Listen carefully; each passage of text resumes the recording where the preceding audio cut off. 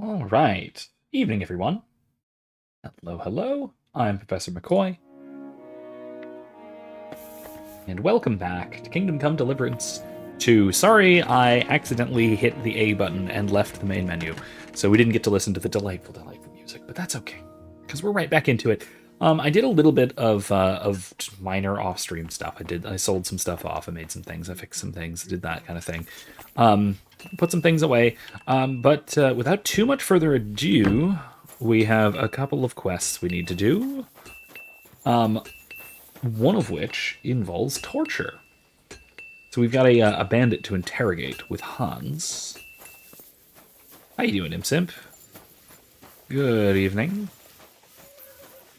Convict, huh? What a shame. I assume that's not the guy we're torturing. But I'll also say that first, I think I want to go and talk to Huntsman Wojtek. Because he said at the wedding that we should go and talk to him after we helped him not get drunk. We helped our recovering alcoholic friend. And I think we're actually going to go talk to him because we should always, whenever possible, do side quests before we do main quests. It's a good rule of thumb. So let's go and do that. It's a ride to Vidlak Pond. A campsite. I don't care. It's just those, like, poachers, I think. Not something really to worry about. I also did not realize how late in the day it was. I maybe shouldn't have gone out yet. Oh well. It's fine. We'll maybe sleep. We'll maybe have a nap at the huntsman's house. He has a nice spot for us up there. Not a great spot, but it's a loft. It's something.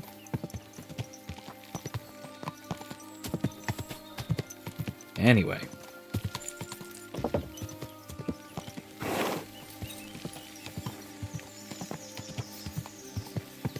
All right.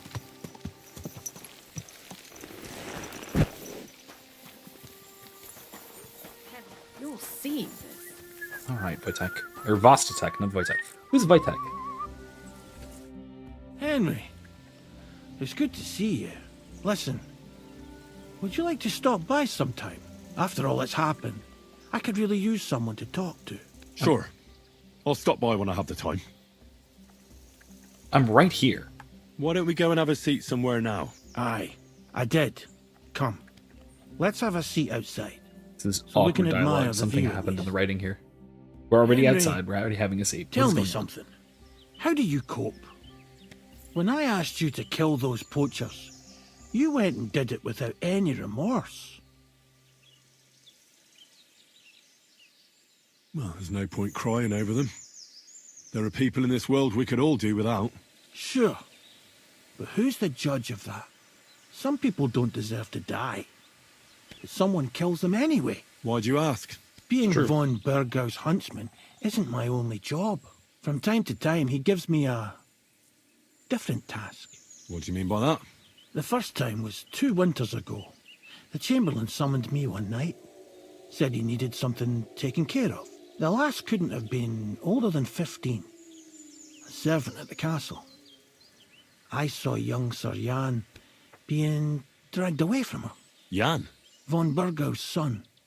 He's at Sbarrow now. So you couldn't have met him. I don't know what they told her, but she rode behind me obediently. I brought her deep into the woods, and then, when you shoot a deer and it doesn't make a sound, you know you did a good job. It didn't suffer, you know. But this lass shrieked like a banshee. You killed her? Was I supposed to refuse an order from my lord? Angel, what are you doing? This is very... It's very Snow White. Or at least reminds me of Snow White. Makes me... Actually, I wonder. Makes me wonder. Were huntsmen regularly utilized as, like, royal assassins? I thought that that was a peculiarity of the Snow White fairy tale. I didn't ever think to assume that that was... Angel, what are you doing? Hold on. Get... Oh, she found a twist tie. Hold on. Please stand by. I'm gonna get her. Okay, hold on. She's going for it. Come on, come here. Within arm's reach, so I can grab you.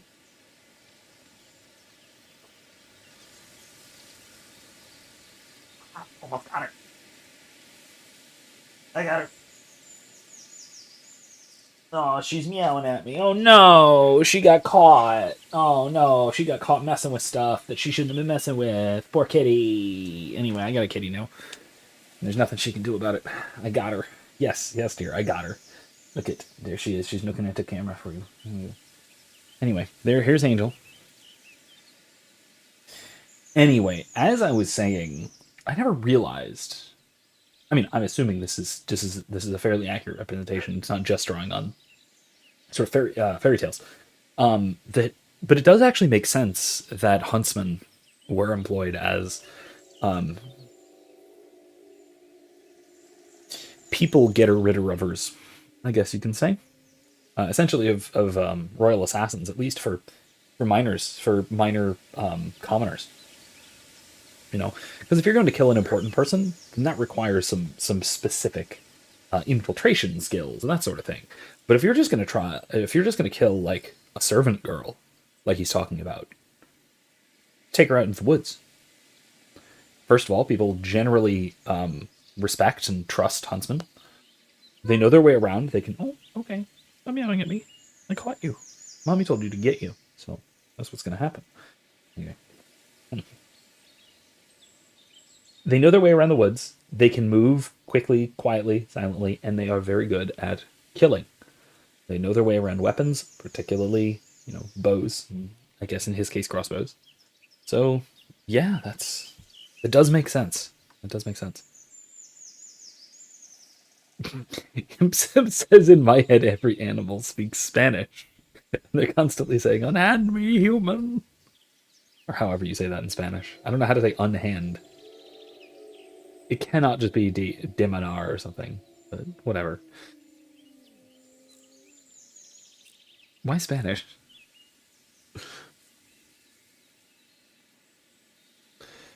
Anyway, I'm going to keep her here. And she can deal.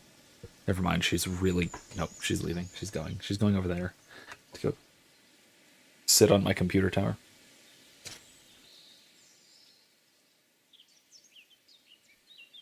Why did von Burgov have her killed? When I came over to her, as she was laying on the ground, screaming, to put her out of her misery, that's when I saw it. She was with child. Oh, God. I reckon she was carrying Jan's bastard, and von Burgov was against it. Déjame? Déjame, man. That actually makes sense. That's, first of all, utterly horrific. But also, I mean, common, I assume. Who was this girl? I don't know. I reckon I saw her a few times at the castle. A maid, I suppose. She had hair like straw and blue eyes. I keep seeing her in my dreams. So that wasn't the only time you had to do something like that? It wasn't. Usually they just give me a body to get rid of in the woods. The wolves take care of it. But this was different. It haunts my dreams. The only time I forget about it is when I'm drunk senseless. I didn't expect you were going to tell me something like that. If there's anything I can do to help you, let me know. That's all right, Henry. Lending your ear is more than enough. Does your family know? I told Zlata, but not Vitek. The lad is young. He shouldn't have to worry about things like that. But enough talk, Henry. Thanks for sitting here with me. And one more thing. I'd appreciate if you didn't tell anyone about this. You have my word.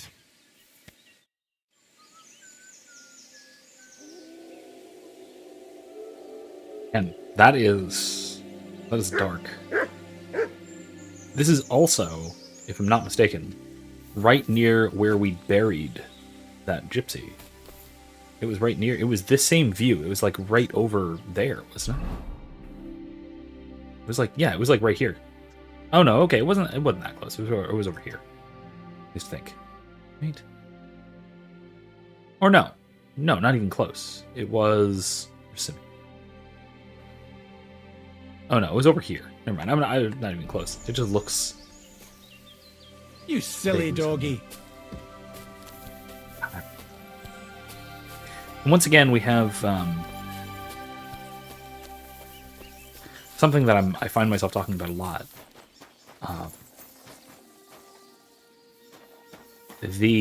The problem of being talked into or convinced by authority to do something you know to be horrifically wrong. And it's a problem that we can all fall to, and we really need to be aware that we can fall to this sort of thing. You know, we all really should be aware that what Vostatek was talking about, this what is essentially the betrayal of trust and the cold-blooded murder of an innocent young girl. Realistically, that is the kind of thing that, under the right circumstances, any of us could probably be convinced to do. Quick! Now, maybe not. Maybe you could be under the right circumstances. Sorry, man. Maybe you could be under the right circumstances and be in a position to do the right thing, despite the difficulty. We can only hope and pray that that's the case when difficult situations arise for us, but we should at least be aware of our own potential weakness.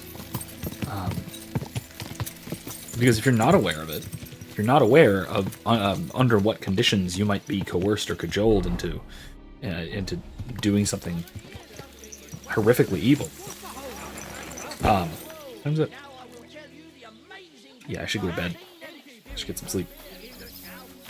If you're not aware of the circumstances under which you could do such nasty things, there's far less of a chance that you'd have the courage and the strength of character to say no when you know you want to.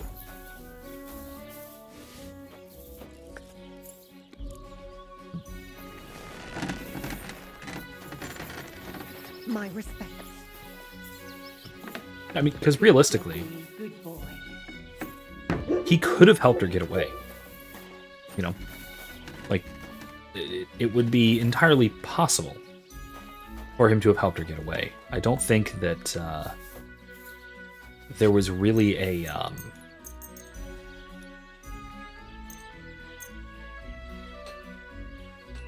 Yeah, that's fine. I don't really think that there's a... there was an element of direct coercion or really even verification. Like, it wasn't like in the Snow White myth where you know, the huntsman has to bring back a heart. Sorry? Or her heart, and he brings back a pig's heart and uses it to fool the queen and that whole thing, right? No, he was just ordered to kill her and get rid of the body, which is horrifying, evil,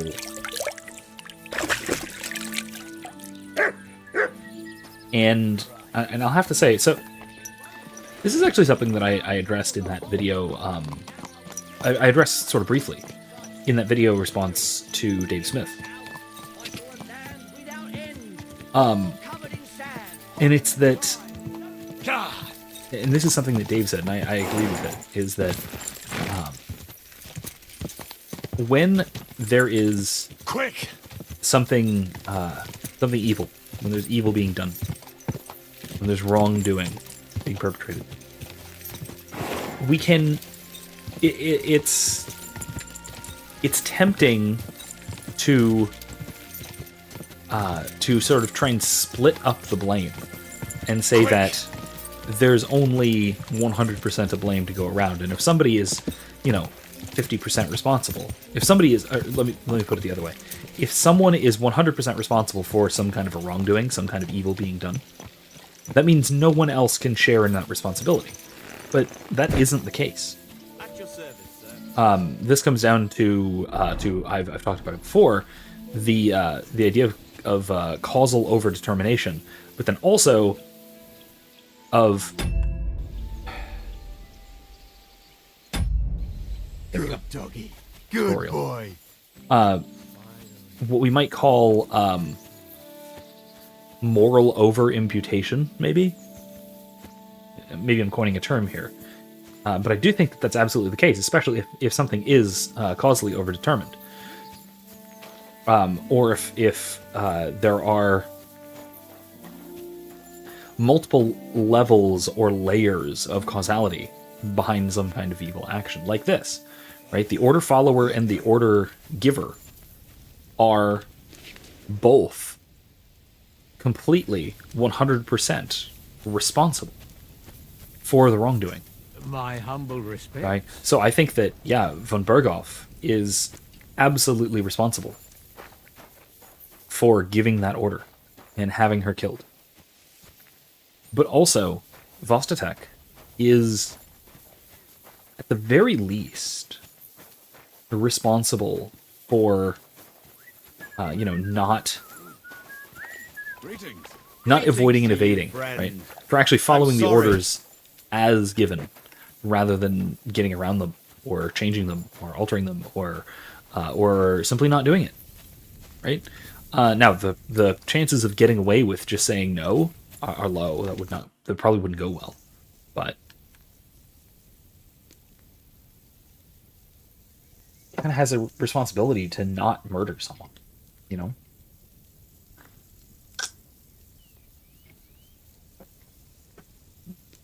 Who are you, Sir Difficult Knight? situation entirely, but still. Sorry, I'm not from around here, and I don't know many people. Both can be Das sind entirely ja schon responsible, is the zwei. short version. I'm neither a knight nor a local, but I'm not far off. I am the custodian of the Großgal in the service of Lord von Berghoff. And What? what does your service entail? Die sind nicht der Rede wert.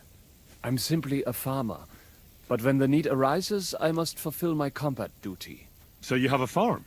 Oh ja, ganz recht. And quite a nice one. The harvest hasn't been too bad these last few years, but a man must not be afraid of hard work.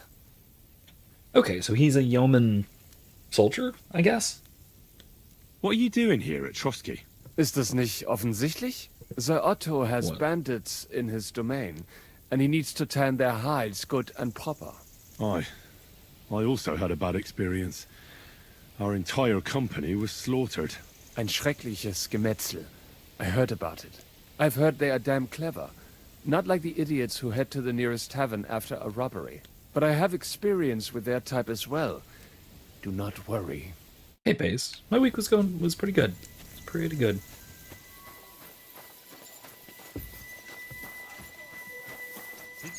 Got some business taken care of. We had to go to the bank today for just various account stuff. But as is often the case with such things, it took gratuitously longer than I was planning. So that was fun, but it all turned out well in the end. So no problems at least. So that's good.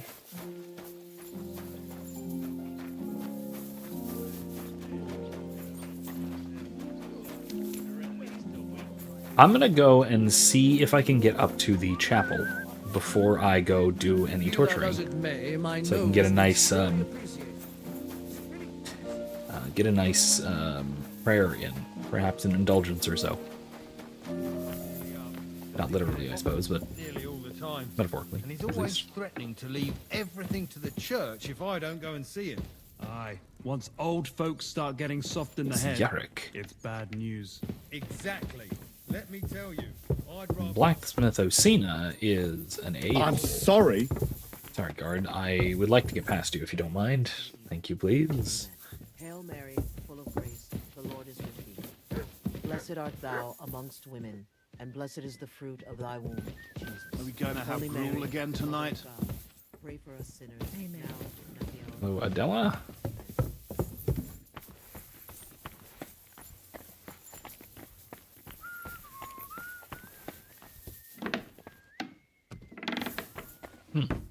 There's a room.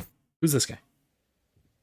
What kind of tasks do you do for Lord von Berghoff? Rare ones, lad. His lordship spends little time at Trotsky. As the royal chamberlain, he has to be in Prague most of the time. What does the Royal Chamberlain do? I understand, lad. You're asking about his authority, eh? Yeah, exactly. Not exactly, but I don't know anything at all about him. Sir Otto von Burgo is the royal chamberlain. subcamerarius in Latin. He's one of the 9 most powerful officials in the kingdom. He manages the royal towns and monasteries, approves the councillors and abbots in them, and appoints the royal judges.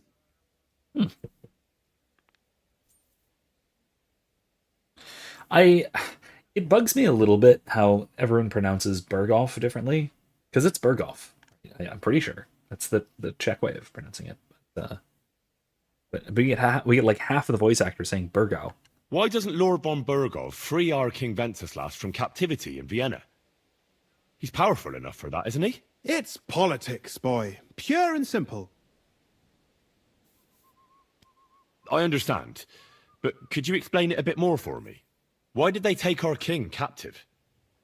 And why did the Czech lords let Sigismund spread all over the country like a plague? That's complicated. Back during the reign of both king's father, Emperor Charles, the nobles gained great wealth and power. And when young Wenceslas came to the throne, he didn't have enough experience or courage to stand up to them. That's why he surrounded himself with faithful lower lords and entrusted them with all the royal offices. I reckon the high nobility didn't like that, eh? You're damn right they didn't.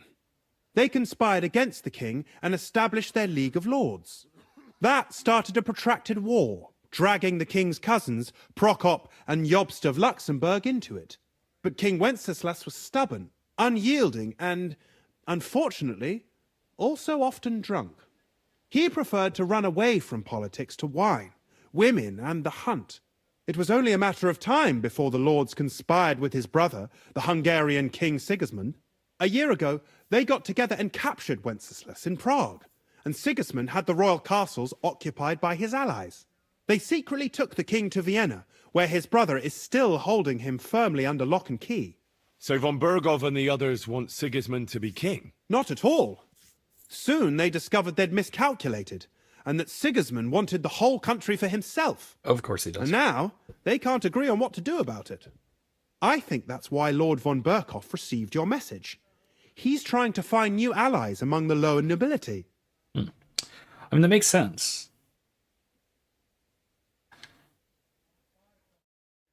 That does make sense, because realistically, there's only so much that can be done, really, in a situation like this, right? Suppose that, oh wait, this is the wrong...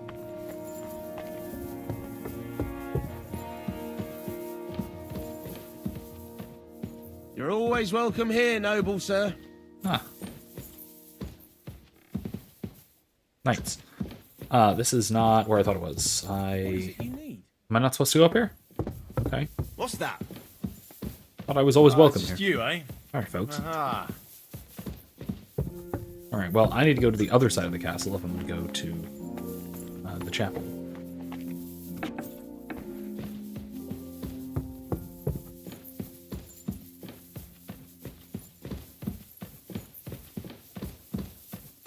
Why is the rabbit still looking for... Okay, we're good.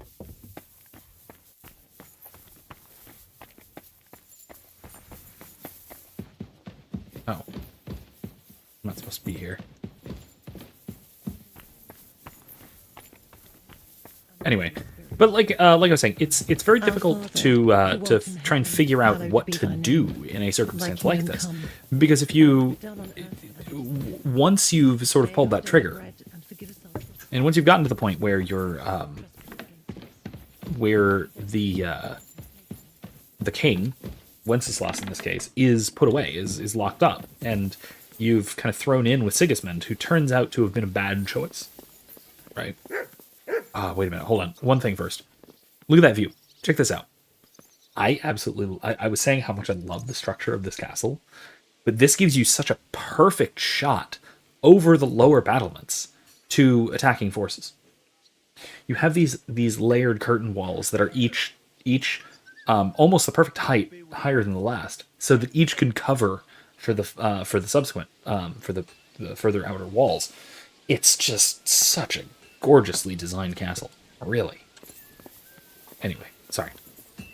As I was saying, once you are sort of committed politically like this, and you have Sigismund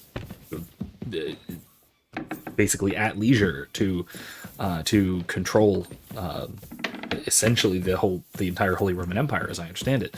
What are you going to do? You know, how do you get Sir Wenceslas or King Wenceslas back in power? You basically can't. Even just opposing Sigismund would not do very much because he now has the king hostage. So it's not like you can just switch sides again. You would need some new leader, and probably, realistically, you'd need a replacement for King Wenceslas. Or you'd need a way to break him out of prison in Vienna before doing anything. Before doing anything to get at Sigismund. I'm sorry. That's fine. We can pray together, right?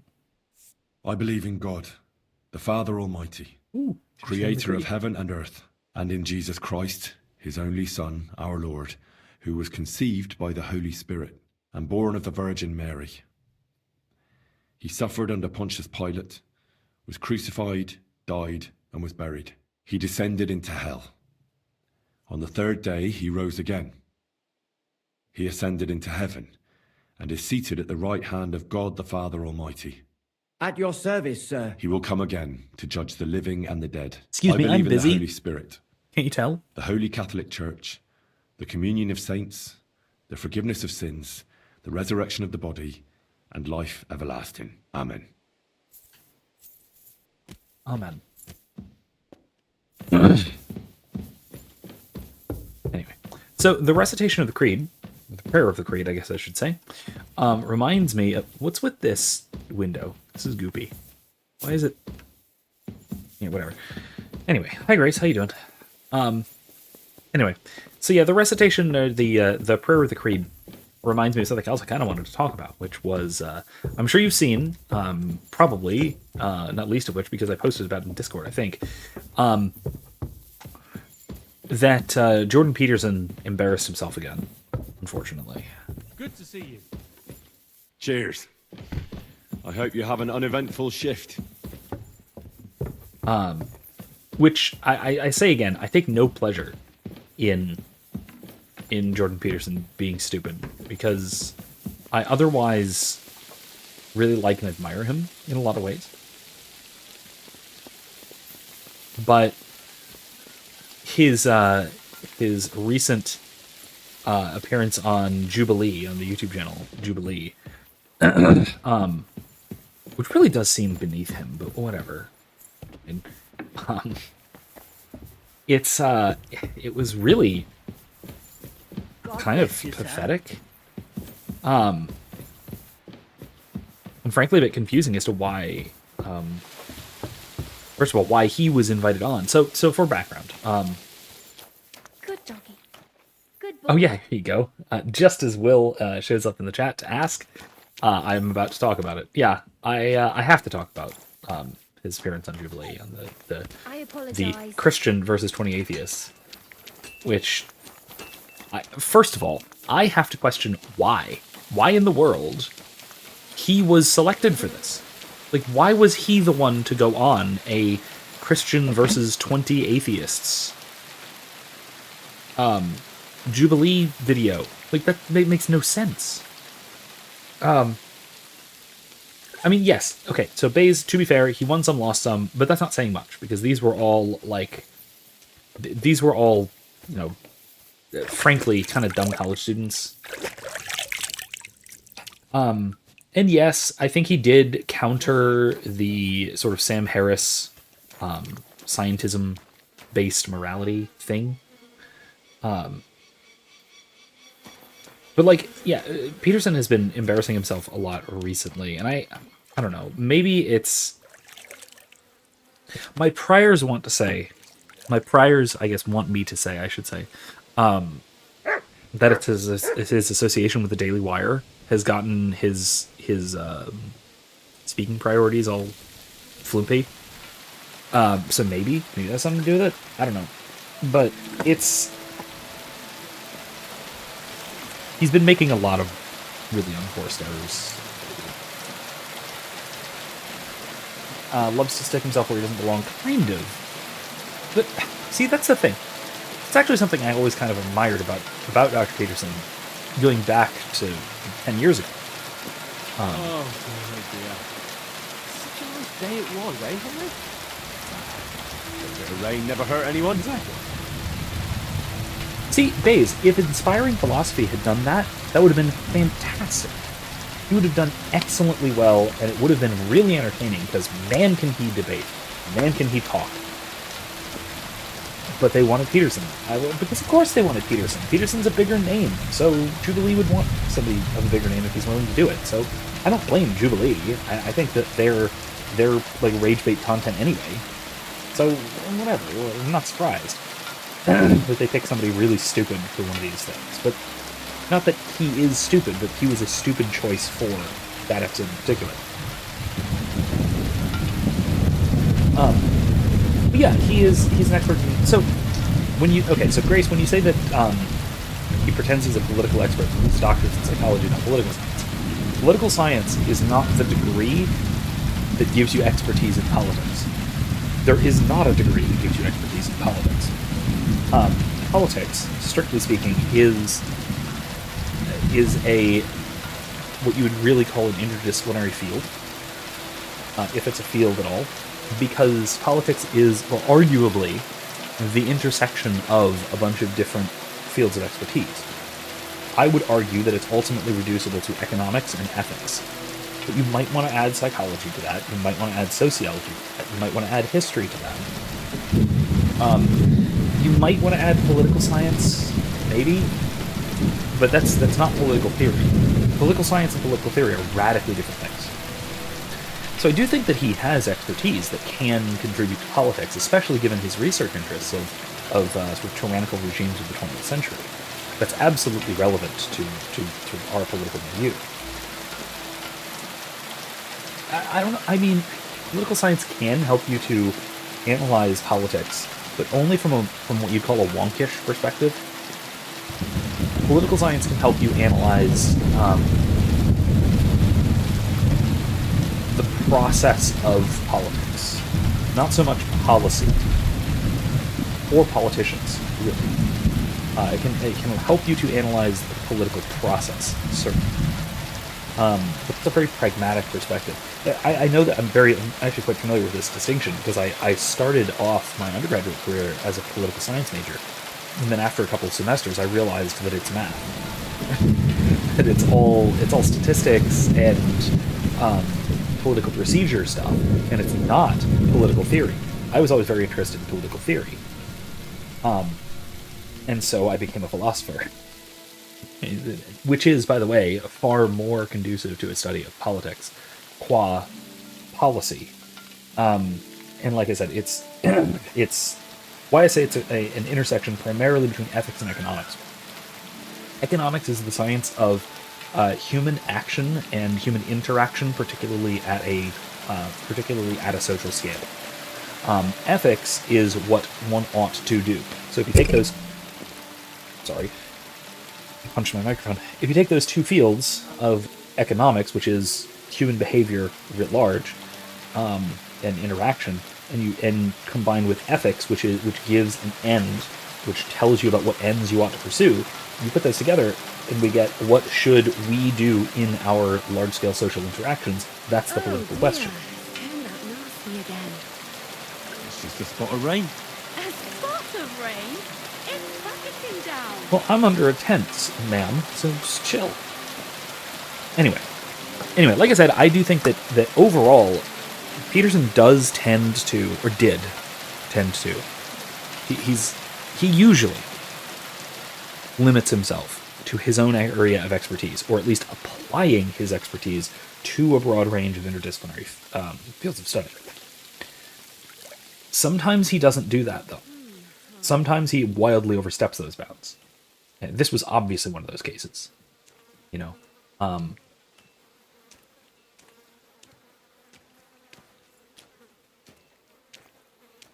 almost every time that he talks about religion, other than his biblical lectures, which I don't think did this for the most part.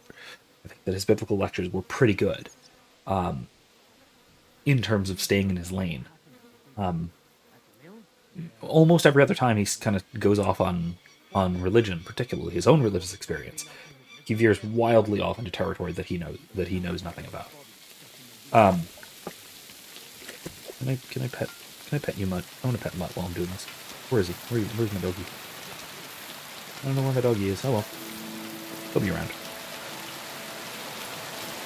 But I will say that, like, some time ago, when he was first starting to pop off, and I really got into a lot of his stuff, mostly from watching his classroom lectures, in which I actually learned a whole lot about teaching.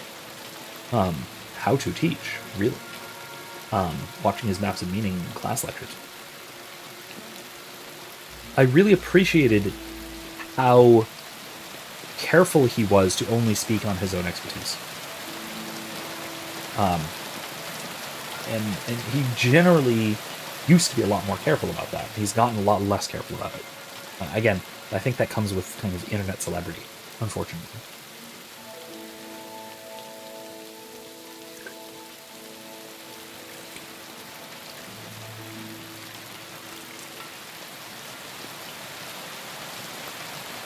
They said I actually told Jonathan Peugeot when I met him to keep up the good work.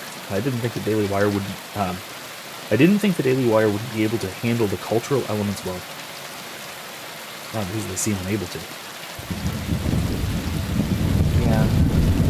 Yeah. Like, another element of the Daily Wire, if you saw Matt Walsh's appearance on Tucker Carlson, he was, like, this close. Oh, they seem unable to transcend their political views. That may be rubbing off on Peterson. I think they're... I kind of hate to say it, but I think they're unable to transcend their Zionism. Because... Perfect example. Matt Walsh, what I was just talking about, is I think the perfect example of this. When he was on Tucker Carlson, and he says, they're talking about Israel, and U.S. support for Israel. Cheers. I hope you have he an uneventful says, shift. if a country is not able to support itself, then it doesn't have a right to exist. And Tucker is just like, oh, you mean like Israel? And Walsh just kind of like, you see him freeze like a deer in the headlights. Like, he recognizes that if he goes the wrong direction here, he's fired. And he says, no, I mean, Israel can stand on its own, and it should stand on its own. You know, he hems and he haws, and he goes, he says, oh, I wasn't talking about Israel, even though we were just talking about Israel. Dude, you were. That's what you meant. Like, man, that's the problem, is it puts up these, first of all, these blinders. It makes it so there are certain things that you don't want to think about, don't want to look at. But then also some things that you just can't really say. You can't really talk about. There's topics you can't really address. You know. But yeah, the Peterson's appearance on Jubilee. He got backed into a corner because of this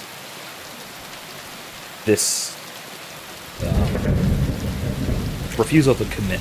We'll put it that way. Because he refuses to affirm or deny almost any theological claims. Because well, I don't know, but my speculation is largely that the reason he refuses to confirm or deny any theological propositions, almost any theological propositions, is because he thinks that he is not in a particular position to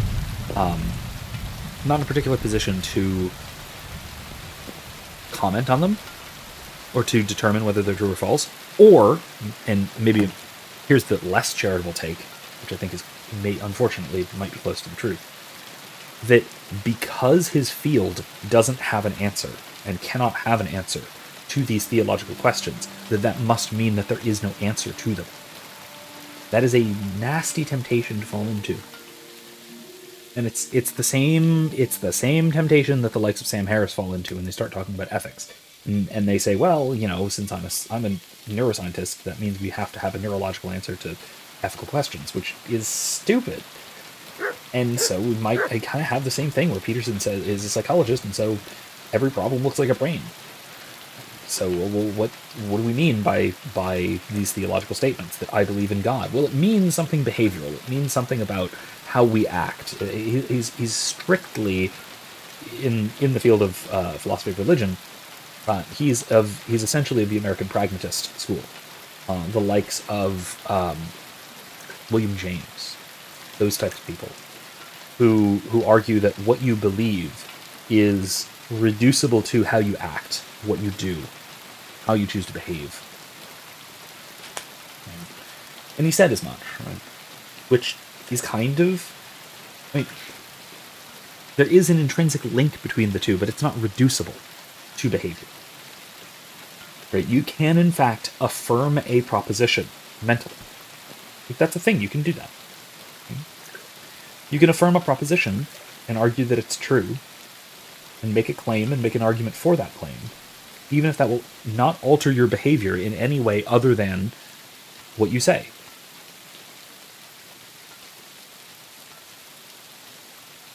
Okay, yeah. Faye says, to be fair, a lot of the Palestinian activists I've seen make it so much harder to empathize with Palestine. I don't empathize with Palestine. I empathize with Palestinians. The Palestinian pseudo-state is a terrorist actor, and they're some of the worst people in the world. I have no problem saying that. Also, their citizenry shouldn't be slaughtered mercilessly like they currently are being.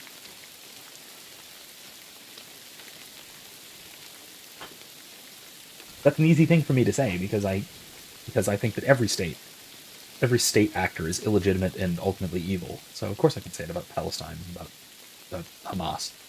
Just like I can say it about the state of Israel and the Likud party. Just like I can say it about the U.S. government and the Republicans. Whatever. Like, I think that the U.S. government is the great Satan. I think that Hamas are probably right about that. That the U.S. government is the great Satan. Doesn't mean I hate America. Doesn't mean I hate Americans.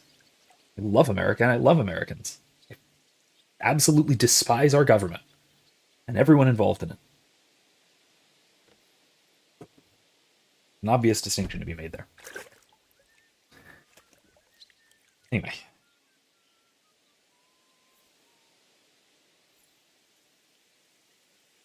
Look, if you don't hate the state, look into Waco.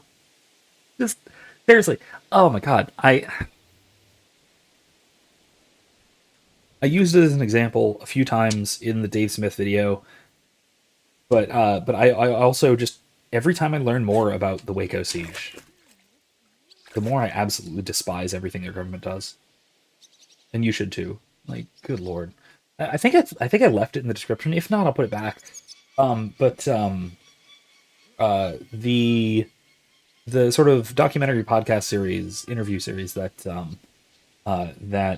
Scott Horton did on the Waco siege, called the I think the tragedy at Waco, or the Waco tragedy, or something like that.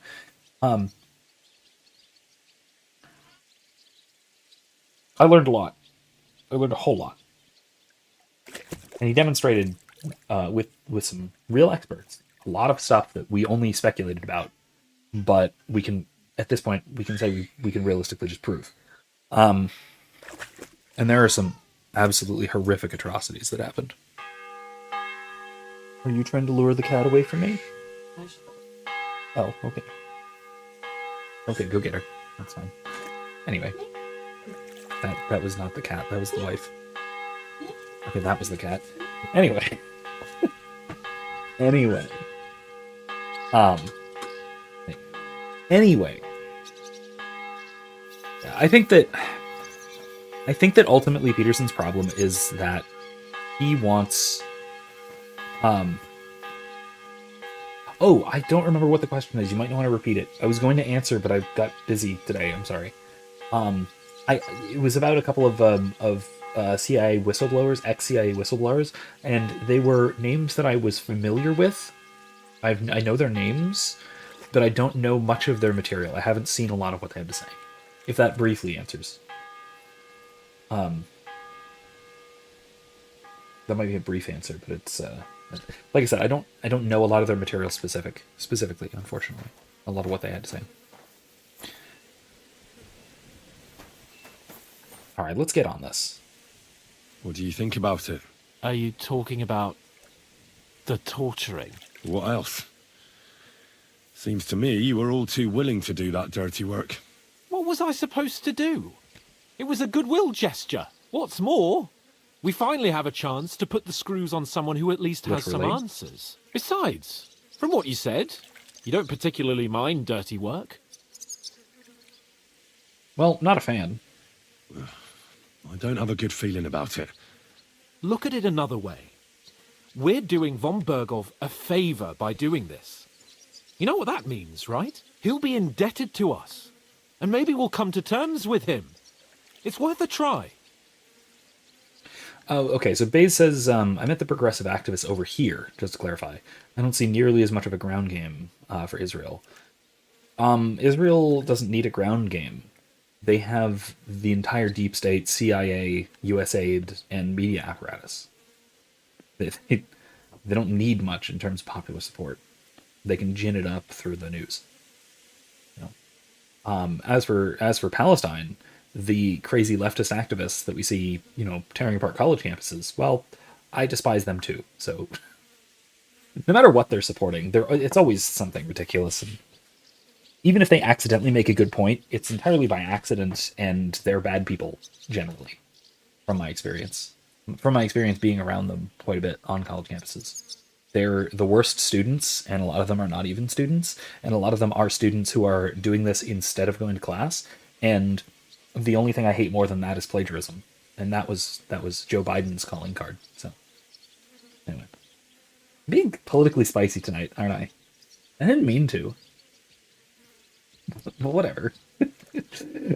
Will says, speaking of the state, what do you think of Sargon and the Lotus Eaters podcast position on patriotism and nationalism? They made claims about how they would fight for the UK even if it was communist. Yeah, that's stupid. It's really stupid. I have a video on why that's stupid. Oh God, what's it called? Let me see. Let me see. Actually, you know what? Let me just go find it so I can see exactly what it's called. Hold on. It was fairly recent. Conservative cultural relativism.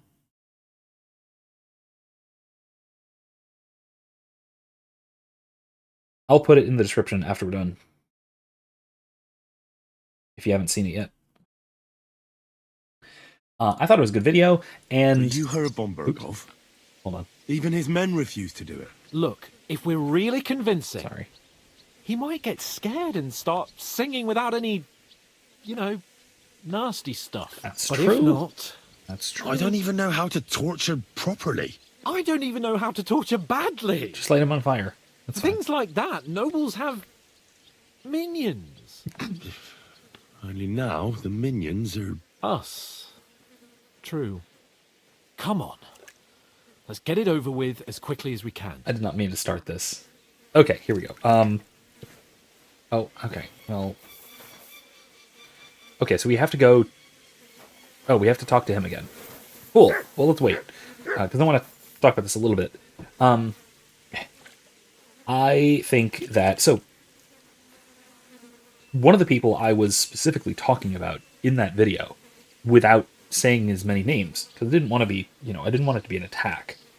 I didn't want it to be particularly rude, and I didn't even want it to be personal. I wanted it to be about ideas. But I will say, now in the context of the live stream, that Sargon of Akkad and most of the Lotus Eaters, more generally, are very guilty of the problem I was talking about in that video, this conservative cultural relativism, where they refuse to say, my culture, where they refuse to say, I support my culture or my nation because it's good. Instead, they say, I support my culture or my nation because it's mine, regardless of whether it's good or bad. And this is Chesterton's view of patriotism, by the way. This is what Chesterton holds that we how we ought to feel about our own nations, our own families, etc.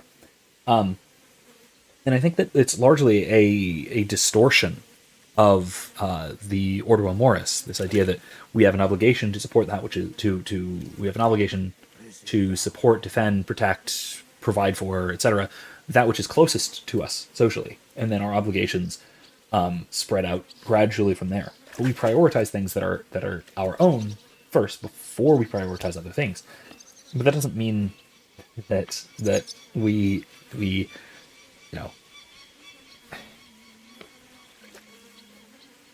That doesn't mean we hold our nation above others when others are in the right. You know? But yeah, it's a really common mistake that is kind of taking over a lot of the right wing now. The other person I had in mind when I was making the video was Oren McIntyre. Oren McIntyre runs into this problem a lot. He says really similar things about this idea that our, we should support our culture, not because there's anything good or special about it, but because it's ours, right? And that's all. That's all that really comes down to. But why would we say that? That's just cultural relativism. That's saying that, well, it's not like our culture is good. It's just ours, so we like it. What? Come on. The right, broadly speaking, has been fighting against this idea for 50 years. Hey, I was just talking about that conservative cultural relativism video. In answer to Will's question above in the chat.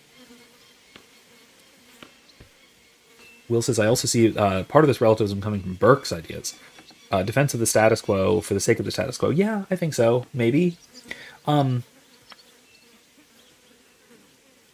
Status quo bias is a little bit different. But again, you can also trace that back to Chesterton too, with maybe an overzealous application of Chesterton's fence. Right? I mean, better the devil you know is kind of the idea, right?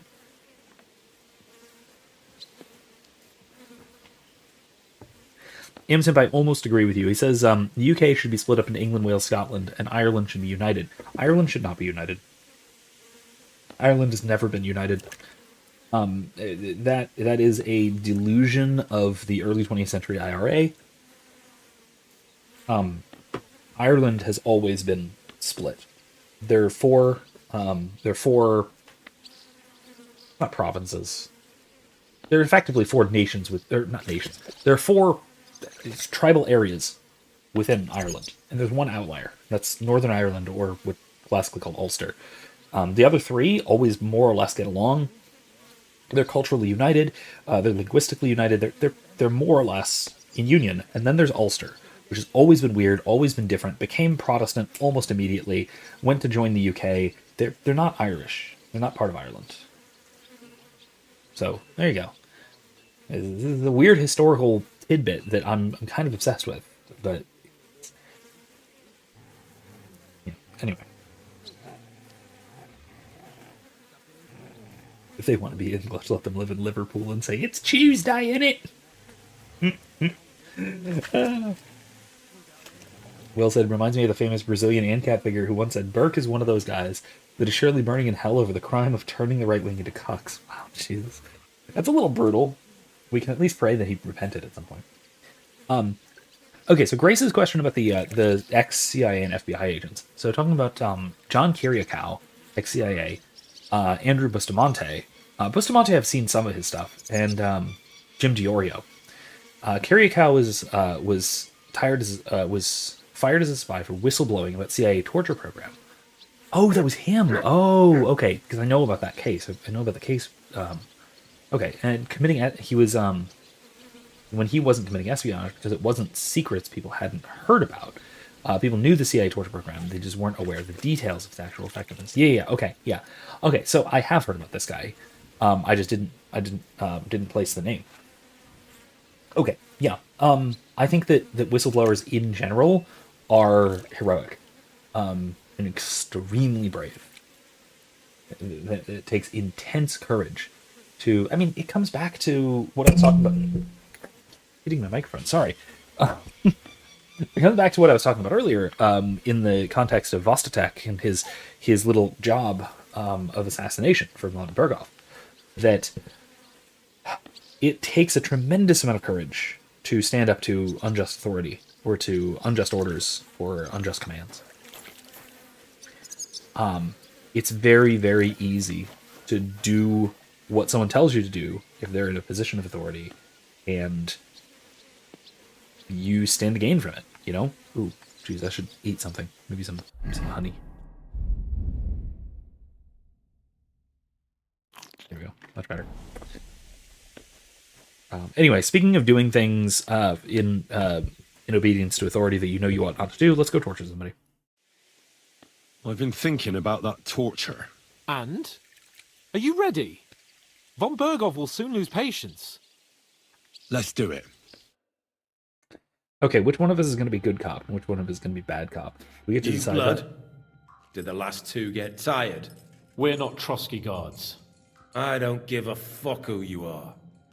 I still won't tell you anything. Lord von Bergov thinks otherwise. Aye? Then all three of you can go and hold hands on your way to hell. Ha ha!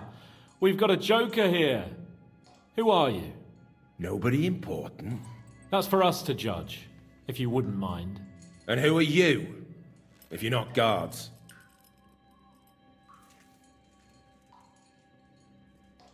We asked first. So answer nicely, or... Or we'll use force. Do as you like, yellow bellies. You'll end up just like von Bergov. On the gallows. Oh, like I'm really all sorry for traitors. laughing, but... You know what? Let's try it the easy way. If you tell us what we want to know, nothing will happen to you. Fuck off, bastard! This is going nowhere. You know, my friend here is a blacksmith's son. And he knows well what to do with things like these tongues here. You won't get anything out of me. Bigger men have tried. So take those tongues and shove them up your arse, you horse and traitor!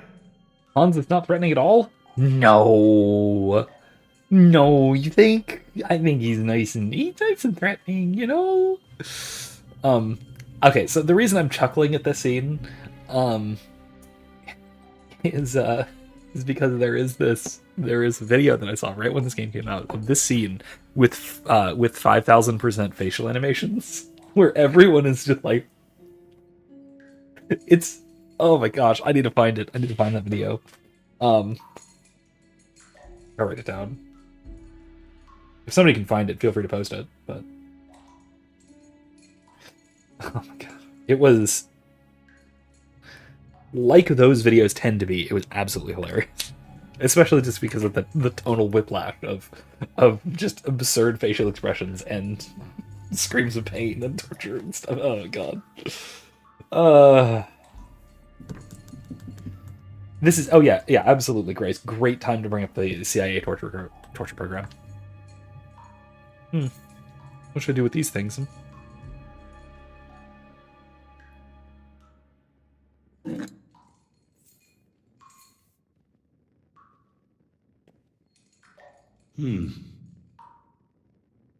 They won't fit me, but they might fit you.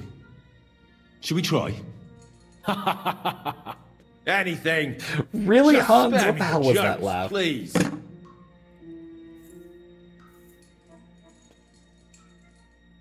So I'm reminded of a method of... Let's do what we came to do. You can see there's no point in fooling around with him. Now you're going to talk, you fucking louse. Understand? I'm not saying anything. Do as you will.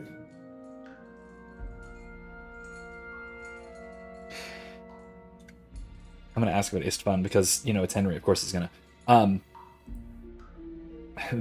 So there's a fascinating method of a late medieval method of torture. So later than this, I think this really only came about in the late 15th century, where you would essentially, where they would take white hot tongs and rip out bits of flesh over the course of like an hour, and it would just like burn out and burn chunks out that you just rip off in all the fleshy bits around your body, until eventually you just died of shock, not of blood loss, because the tongs were hot enough to cook the flesh and cauterize the wounds.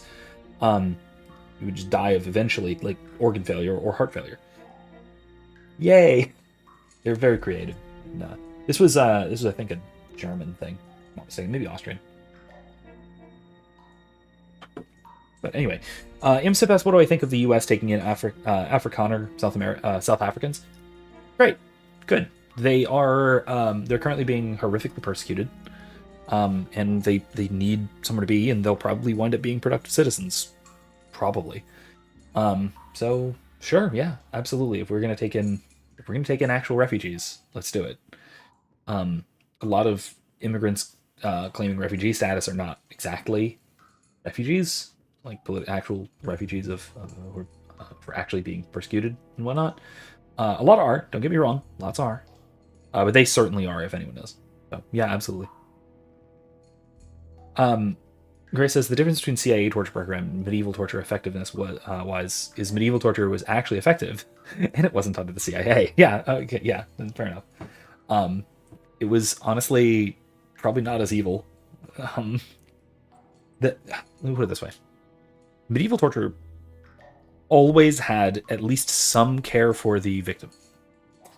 And at the very least, some care for the soul of the victim. There was always the chance for repentance.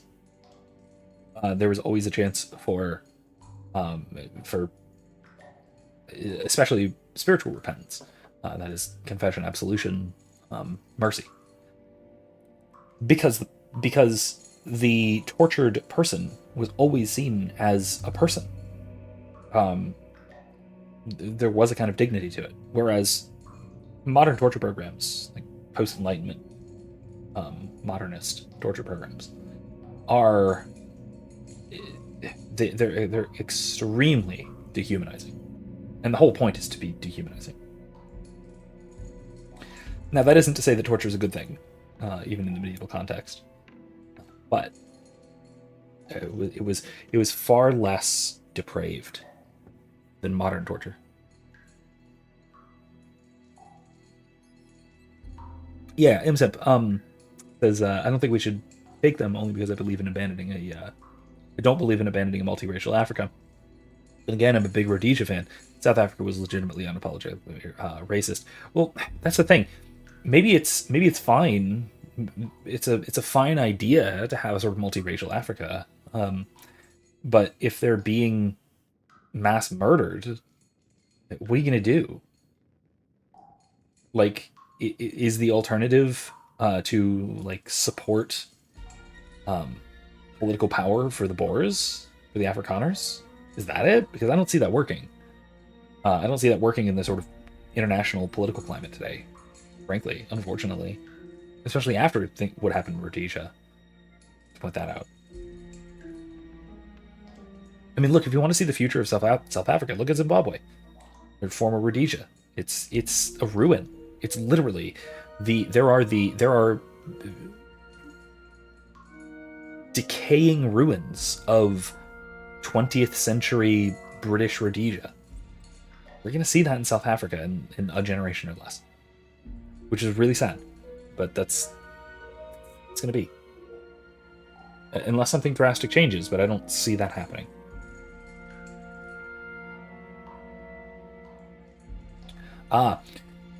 Will asks, what do you think of one of the main principles of mainstream economics being value neutrality?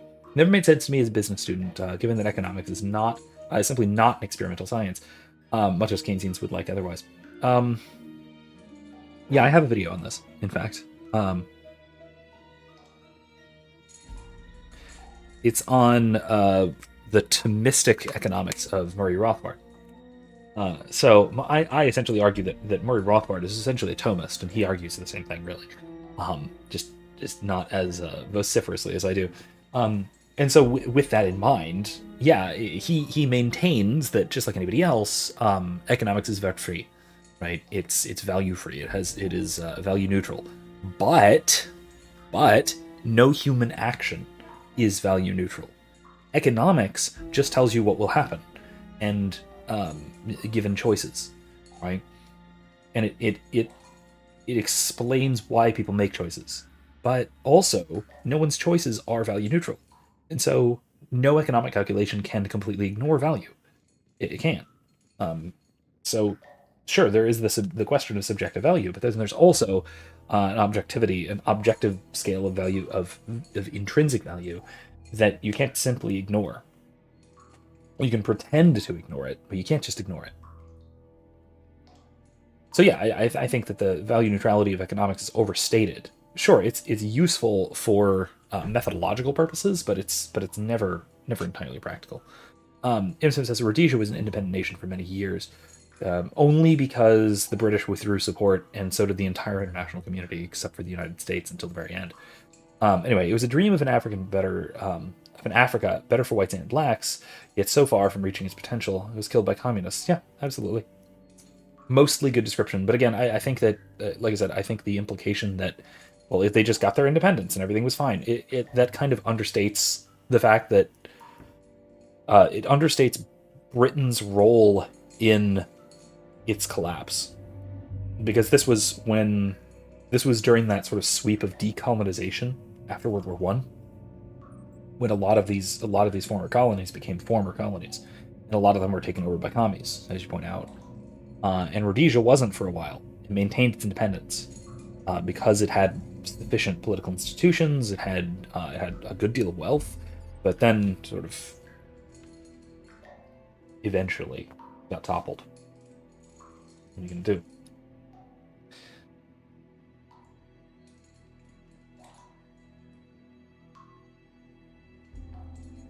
Back to the Middle Ages. I remember how I made an intriguing discovery and have two things I want your thoughts on.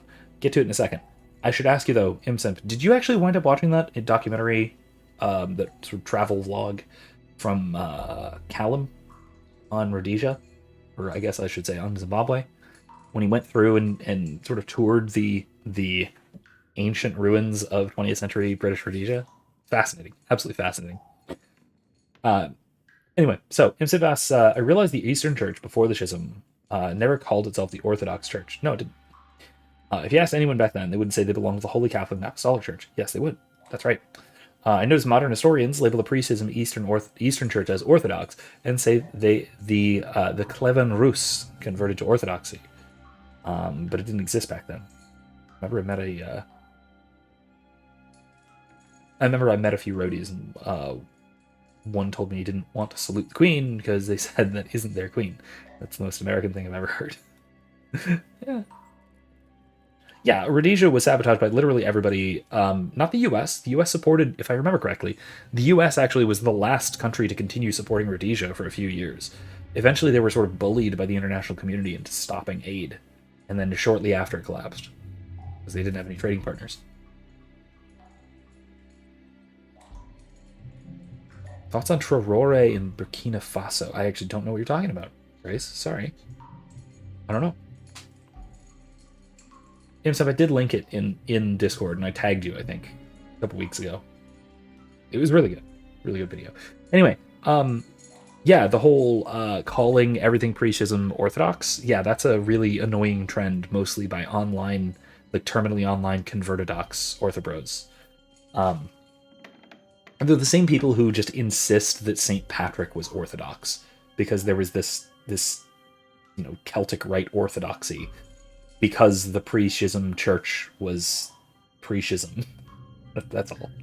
It's a very silly thing. Okay, Imsimp, I will accept your correction, because I'm not actually sure about this. He says the U.S. did not support Rhodesia officially, but individual Americans did send money and even volunteered to fight in Rhodesia. Burkina Faso is another African nation. What? Another African nation? Burkina Faso? Why have I never heard of a whole country?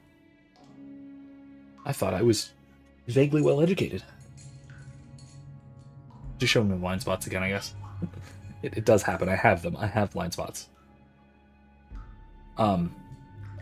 Yeah, Will says, funny given that Europe was simultaneously trying to force the ending of the Cuban embargo. Yeah. Mm-hmm. Well, they didn't want anybody being colonies except the Soviet Union, of course, because they didn't have influence over the Soviet Union. They had influence over the U.S. and each other. Unnecessary PSA bases, but the new live-action Lilo and Stitch is just a worse version of the original and not worth your money. Darn it, really? I actually had hope for that one. I actually thought there might have been a chance. Well, 101 Dalmatians remains uncontested as Disney's best live-action remake. Oh well, what are you gonna do? Traoré is the president of Burkina Faso, which is part of French West Africa. It recently paid off Burkina Faso's debt with from the French colonization. Interesting. Again, this is something I wasn't familiar with at all. I don't know, like I said, I don't know much of 19th, 20th century history, so forgive me on that. And okay, so second thing from Imsa, since there is a movement among historians to move away from using the term Byzantine, should we still call the Eastern churches Byzantine? Or even say the Byzantine Rite? Well, it's the name of the rite, so yeah, of course. Why would we not? Like, sure, most Latin Rite Catholics don't speak, understand, read, or write Latin. But that's what it's called. I hate renaming things. Okay. For example, a few weeks ago, if you'll remember, one of my thumbnails involved gypsies, right? Okay. Or Romani, or nomads, whatever you want to call them. Because we were doing something in Kingdom Come that involved the nomads, gypsies. The Romani. I get my thumbnails, or I get the bases for my thumbnails from a phenomenal website. It is linked in the description. It's called Manuscript Miniatures. It is a searchable database of hundreds and hundreds and hundreds of very well scanned manuscript illuminations, mostly. I think there might be some tapestries in there as well, but they're mostly manuscript illuminations. So genuine, authentic medieval art, stretching from, I think the earliest ones are like the 6th or 7th century, going all the way through the 17th. There's a few from as late as the 17th century. And so they have a great searchable database. They have a bunch of tags and key terms. You can search by country, you can search by year, you can search by even by manuscript. You can search all sorts of things. It's an amazing resource, fantastic. I've been using it for all of my Kingdom Come Deliverance II thumbnails. And if you look at my thumbnails, you'll get a good idea of what kind of things they've got, what kind of great selection they have. However, because of these modern moves to rename everything, mostly for sort of political correctness reasons, I found it basically impossible to find anything involving the Romani. Because I tried searching for Romani, I tried searching for Gypsy, I tried searching for Nomad, all sorts of key terms that I thought might work, that I thought might be tagged. No. Just because what I'm sure happened is that a lot of these images involved gypsies, as it would have been referred to when this research was being early conducted, right? But then that term got declared offensive and got eliminated from academic parlance. But it was never replaced. I mean, sure, it was replaced by Romani in new research, but it was just stricken from the tags. It was stricken from earlier works. This is the problem with these forced linguistic shifts, is that they make communication difficult and clunky, and especially intertemporal communication, that is to say, historical research. It makes it very, very difficult. Anyway, the sort of thing bothers me like crazy. Drives me nuts.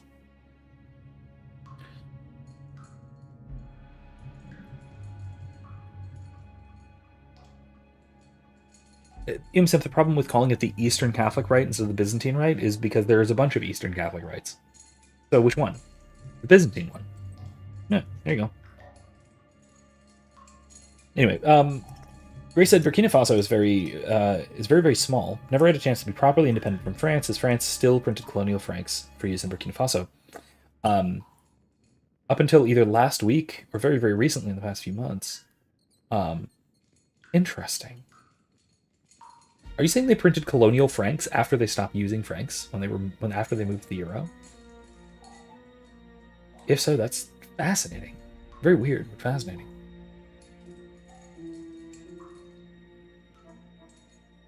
Yeah, Imsa. Yes, this is exactly the problem I was encountering. Romania is very confusing because in the Middle Ages, Eastern Roman Empire called itself Romania. Romania was only part of the Roman Empire for a little over 100 years. Back then it was called Dacia. It's crazy to me they ended up with a Romance language.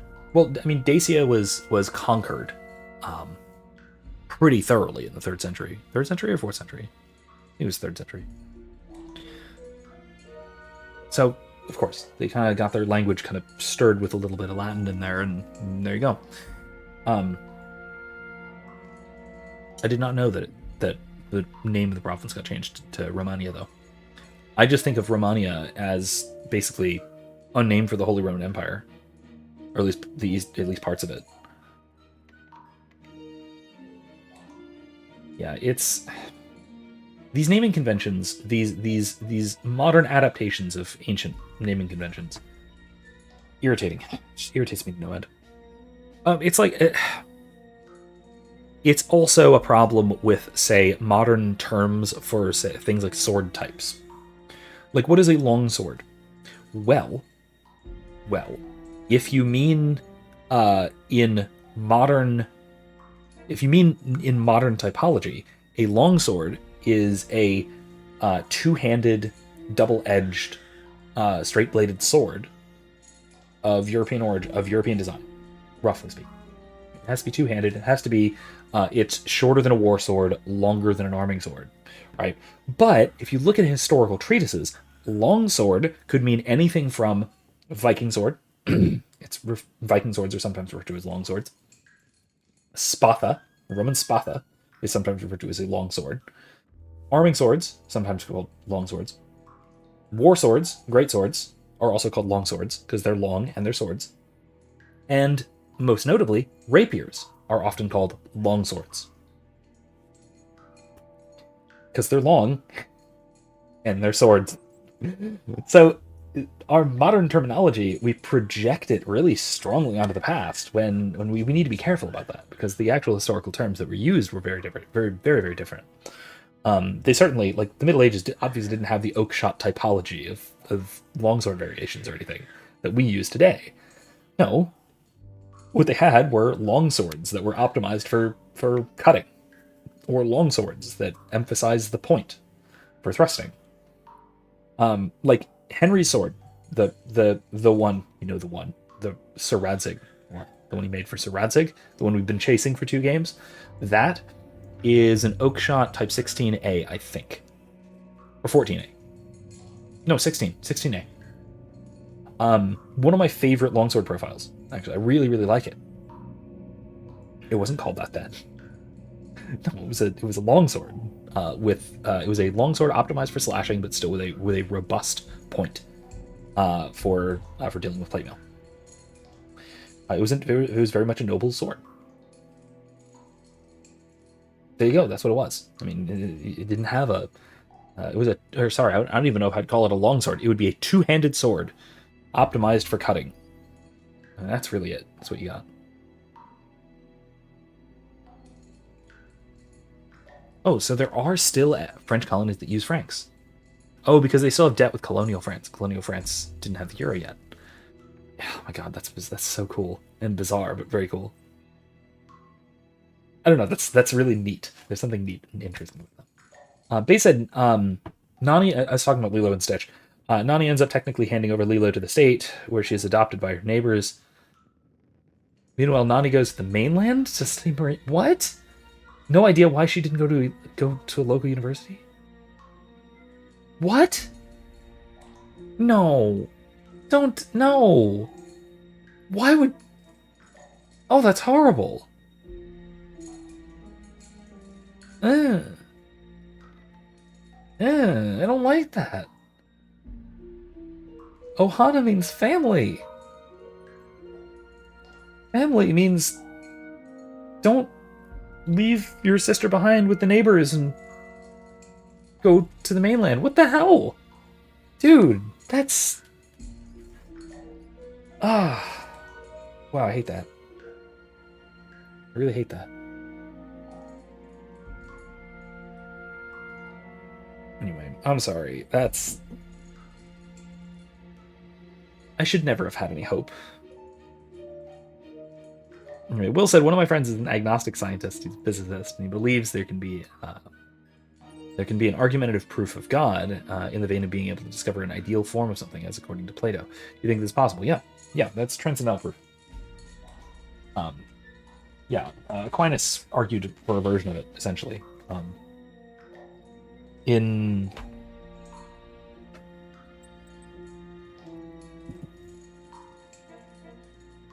Was it in, I think it was in Summa Contra Gentiles that he has an argument like this. But yeah, it's absolutely a solid argument. Absolutely. Is there a man among you they call Istvan? Who?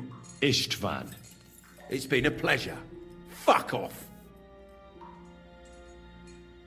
Where's that band of yours hiding?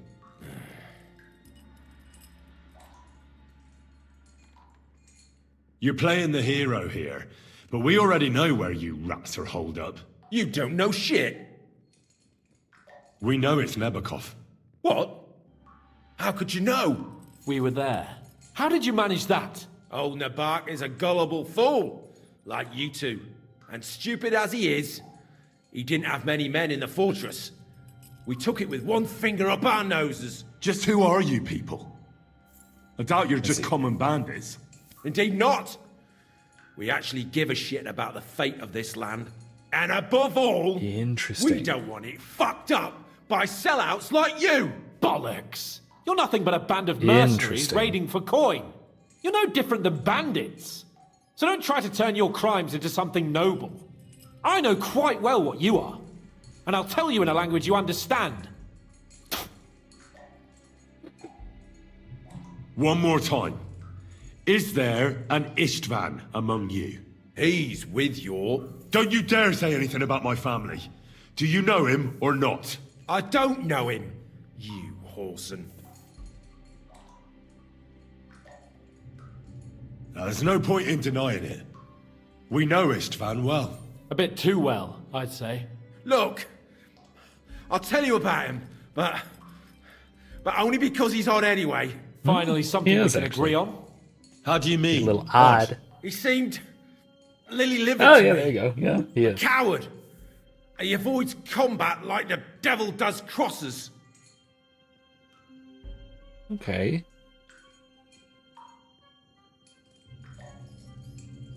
Imzinvest is my friend a hypocrite. I've mentioned him before. He's 5th generation. Oh, this guy. 5th generation Mexican American, likes to wear clothes with the Mexican flag, and says he'll never learn Spanish or ever travel to Mexico. Yet he wants his children to learn Spanish when he has them. His girlfriend speaks fluent Spanish. She's 1st generation, has gone to Mexico, so that she's going to he's going to go one day, and he says no. I think that's a little silly. I don't want to get kidnapped and murdered. I mean, that's a good reason, I suppose, not to these days. I mean, I don't want to visit London again because I don't want to get stabbed. Or, mugged or anything. But yeah, no, I think it's silly. I don't think it's hypocritical. Okay, actually, not learning, refusing to learn Spanish himself and then insisting that his kids will learn it, that is silly. That's maybe a little hypocritical. That might be.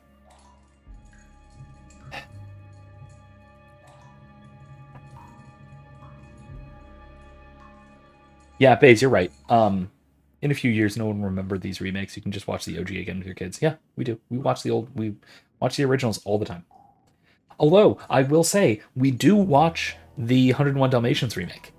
That one we make. We do watch the live action one. It's actually good. It's substantially different from the original to be worth watching. So, yeah, if you haven't seen it, and especially if you're a fan of the original, I do recommend it. It's actually really good.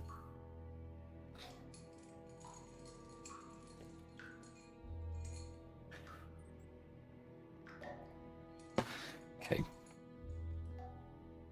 Yeah, Will says he means an argumentative, irrefutable proof. Yeah, so do I. Yeah, I think absolutely.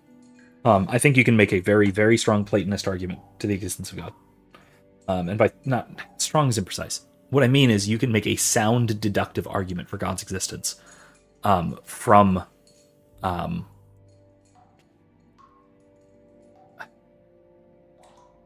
basically from the maximal greatness of particular things, and then sort of climbing the Platonic scale to what is essentially the form of the good. Augustine makes this argument. Anselm makes a form of this argument. Aquinas makes a form of this argument. The fifth way is essentially, the fourth way from the Summa Theologica, or Theologiae, whichever you prefer, is the argument from gradation, and that's essentially what this is. So yeah, I do think you can make a solid deductive argument. One that manages to escape the issue of Descartes' epistemology, basis of modern science. Yeah, I think you can do that. I think it's easy to escape Cartesian epistemology by ignoring it. And I say that because why I'm so comfortable ignoring Cartesian epistemology and the sort of mind-body dualism problem, the interaction problem, the problem of radical doubt, is because the early moderns, like Descartes, did not try even at all to refute any scholastic ideas. They did not try to refute the medieval synthesis. They ignored it and did their own thing. They tried to start philosophy over from the beginning, and so they made all the same mistakes as the pre-Socratics. Every single one. Not everyone. No one thought the world was made of water. There was that.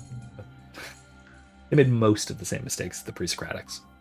But yeah, they basically just ignored the medieval synthesis. They ignored the scholastic view rather than trying to refute it. Like, you won't find refutations of the scholastic worldview in any of the early moderns. Like, for all Hume's reputation for undermining teleology, you won't find him cite Thomas Aquinas in his arguments. He doesn't argue directly against Aquinas. That seems like an oversight to me.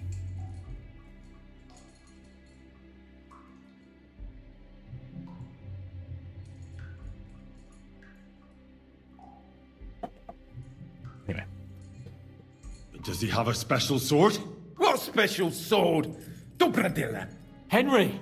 Does he, or doesn't he? I don't know about any fucking sword! I mean, he probably doesn't wave it around and say, look how special my sword is. I mean, he's a little bit gay. So, maybe he does wave his sword around, saying, look how special it is. But that means that's something different. That's not what we're talking about here. So let's move on. To hell with you. Can we chain your Simpsons friend up there with that guy? What, are you going to take the tongs to him? Oh, gosh. Okay, probably not. We probably shouldn't do that. But we could. Someone must be in charge of everything. We theoretically could. I want to know who. Fuck off! When I spoke with Lord Nebak, he said you call him Captain. Who's he? I barely even know him! Don't lie! Truly! I just know he's got a nose for good ideas, and fears nothing as a soldier. The others call him Jan. Jan? Oh, no. It's Bergoff's son, isn't it? Why would some mercenary from God knows where want to kill Otto von Berghoff? It doesn't add up. Someone must be supporting him. Your ma gives all kinds of support every night. You still have a chance to put an end to all of this. Just tell us what you know. Well then, what's it gonna be? I heard he's some nobleman. What nobleman? I don't know anymore. Jesus Christ!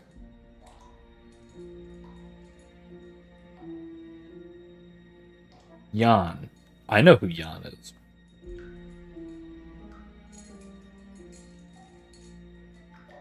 Okay. Fine. I'll believe you. I think we scared him enough. We certainly annoyed him enough. This is an important question.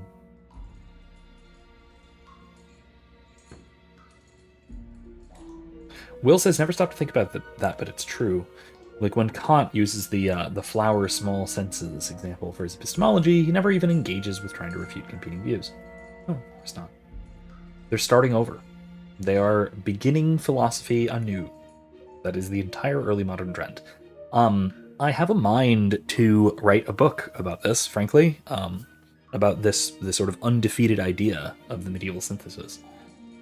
And it's only undefeated not just because it's true, it is, but also just because no one has ever, I can't say no one's ever challenged it, because more contemporary thinkers have, but it was not challenged when it was rejected. It was only ever challenged in far, far retrospect. Baze asks if I have ever given my thoughts on the medieval synthesis. Yeah, only in live stream form. I don't have a separate video on it. I think that I side with Edward Fazer when he said that the abandonment of the medieval synthesis. He talks specifically about Aristotle and the Aristotelian model, but we can combine the whole medieval synthesis here. That it was literally the greatest mistake in the entire history of human thought. And I wouldn't be exaggerating to say so.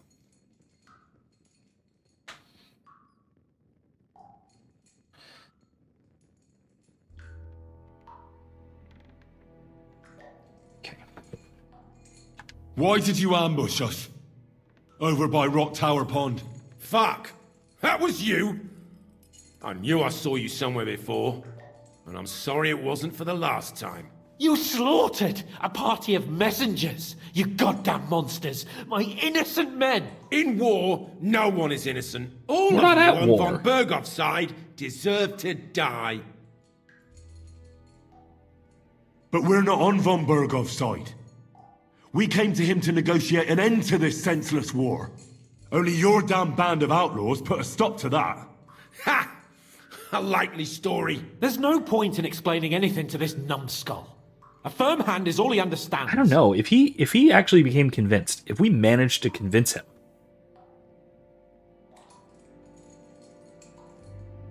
I think that he would.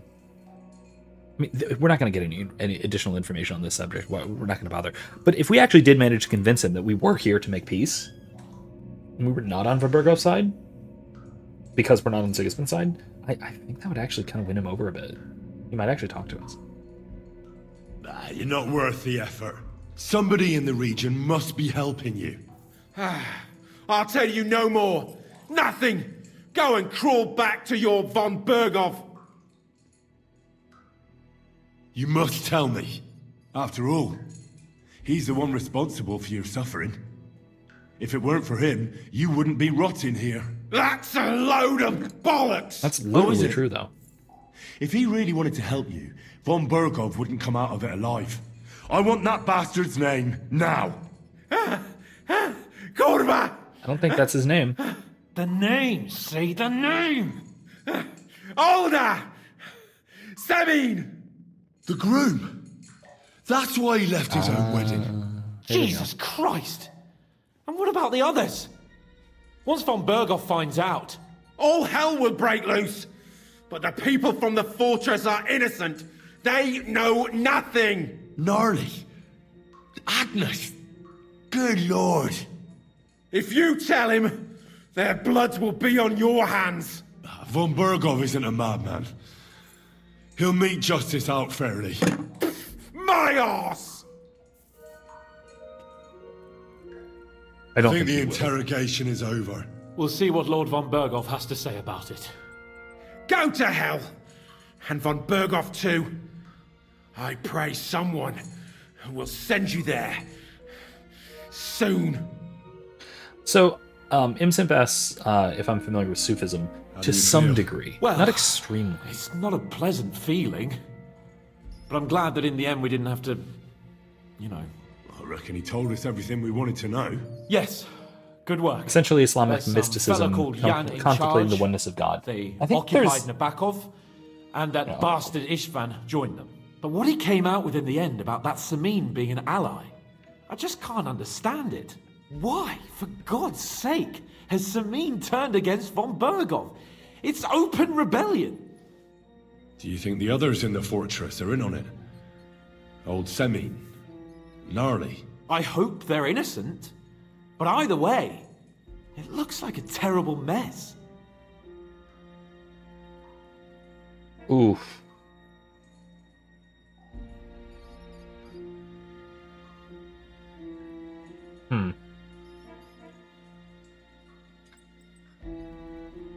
I think we should keep quiet about this. So on Sufism, I think that it's actually really interesting. It's one of the more interesting, at least contemporary branches of Islamic thought.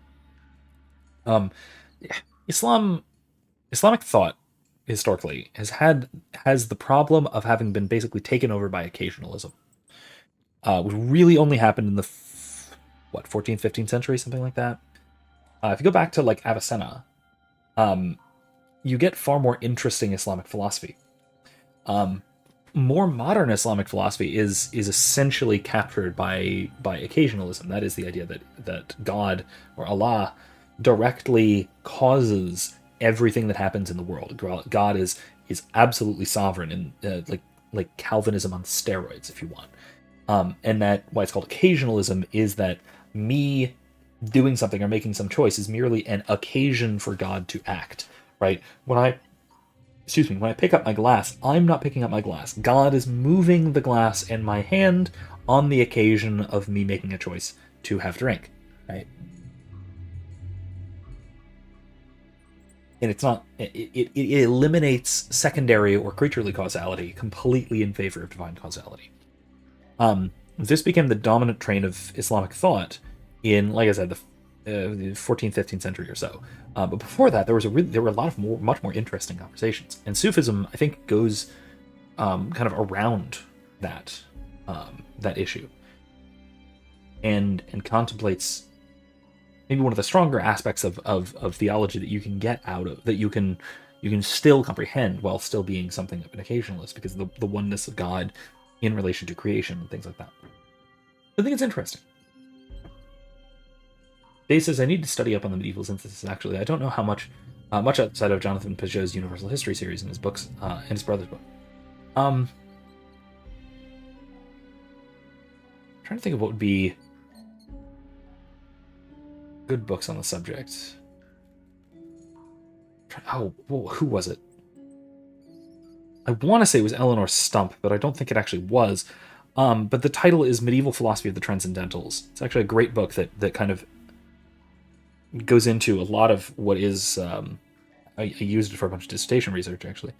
It goes into a lot of the sort of fundamental ideas that have to do with the relationship between God and creation, and what that can tell us about the sort of fundamentals of metaphysics and its roots back in Plato, especially, but also in Aristotle.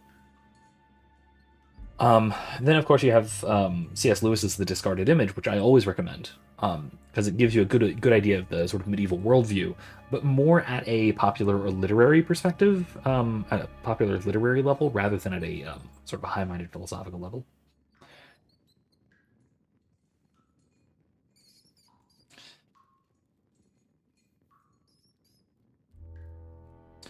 Imsim says, I feel like when Islam began to expand and intellectuals began pouring in, they made it more peaceful, but radicals always end up taking the religion over. Though it was violent from the start, so trying to make it peaceful in any way is a distortion. Or in a way is a distortion. Yeah, maybe. I think there might be something to that, given the sort of violent origins, with Muhammad as essentially a Middle Eastern warlord. Yeah. So maybe it is a bit, maybe the peaceful scholarly aspect is a bit alien to the Islamic tradition. Are there Islamic philosophers you think are worth reading? I haven't read many directly. I've read a lot of them in citation. I've read a lot of what other medieval Christian philosophers wrote about them.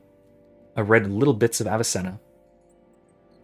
I think he is worth reading, especially his treatise on logic is actually really good. It really starts from a basic level and builds up quite well. I only read it recently, but when I was looking for that passage about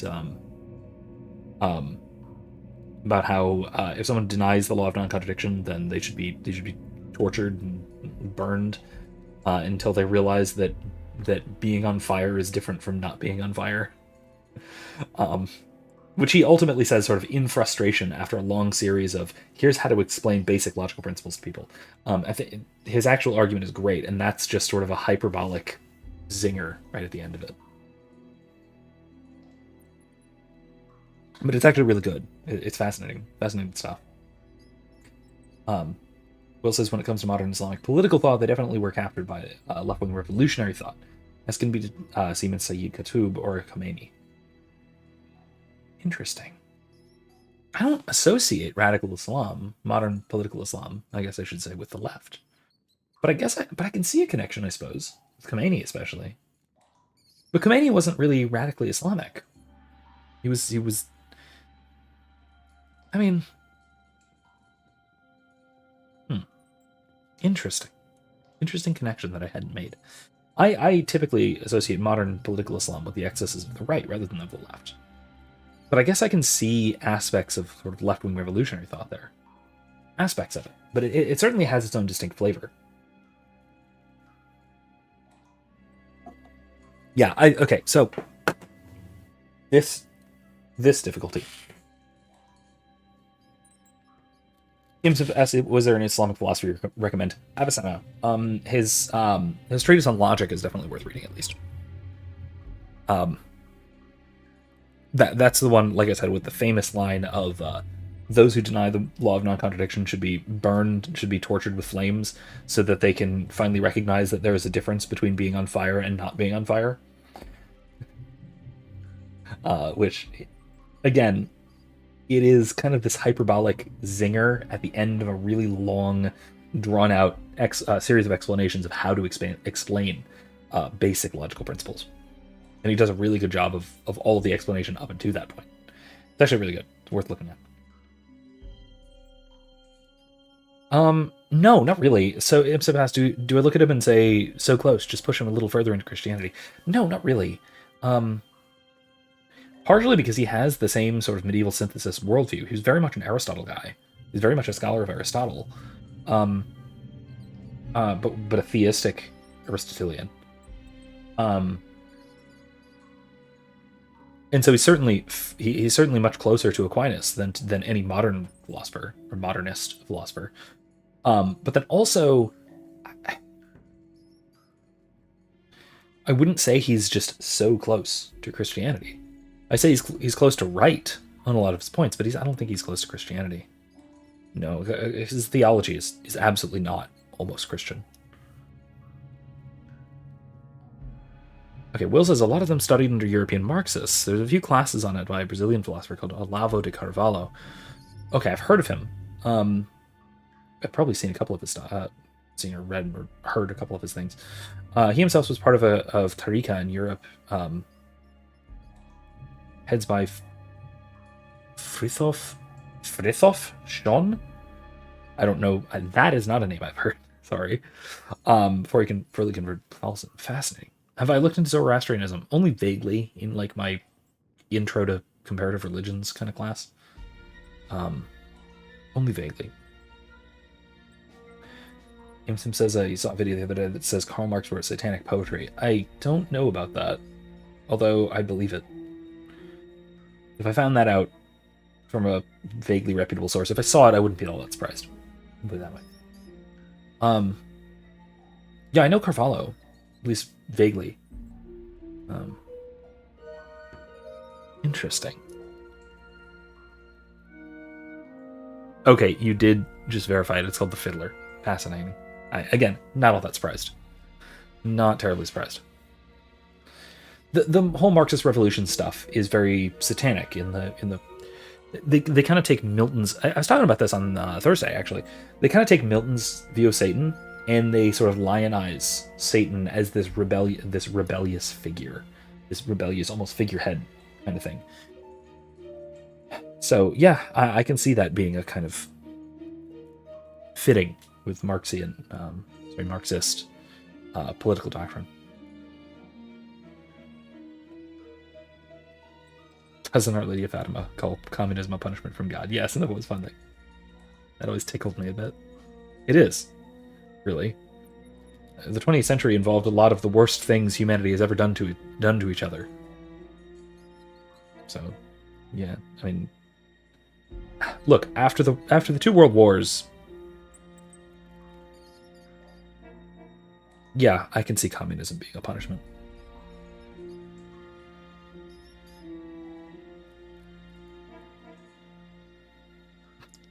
More prayers equals less unbathed college professors. Fewer. But let's hope so. Look, most college professors do tend to, bathe and groom themselves quite well. It's just they act like uncultured slobs a lot of the time. Okay, so to this dilemma, I actually want to talk about the game a little bit. So, whether to tell Lord von Berghoff about young Samin, oldest Samin, being the, or at least a leader of the bandits. We probably should not.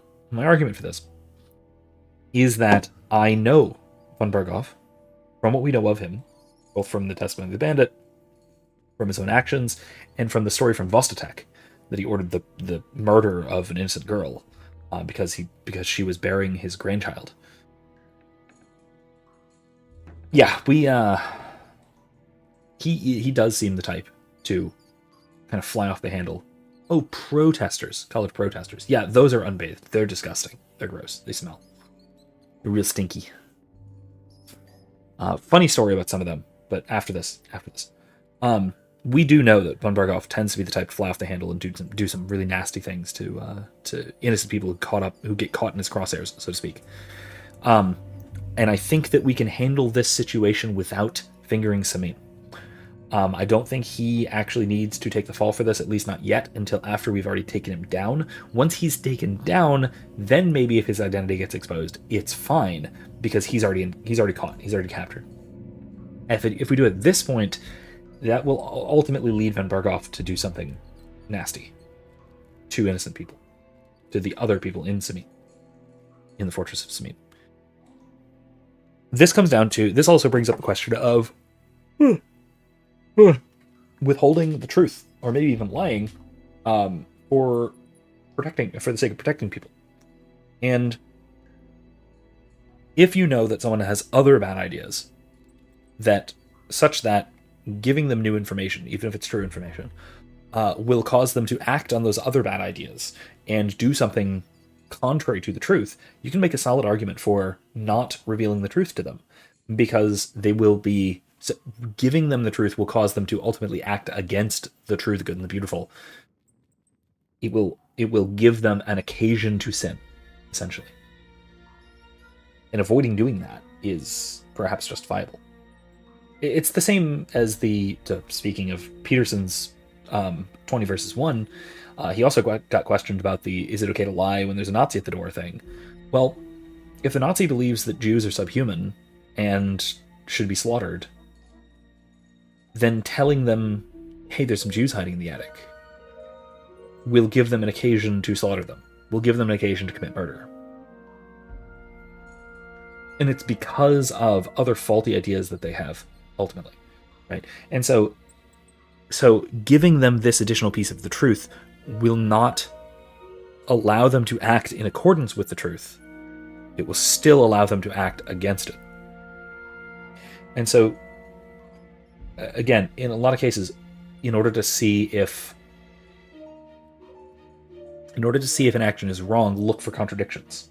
In this case, you start finding contradictions. By telling him the truth, you wind up having him act in a way that is contrary to that truth. That there are innocent Jews in the attic. Right?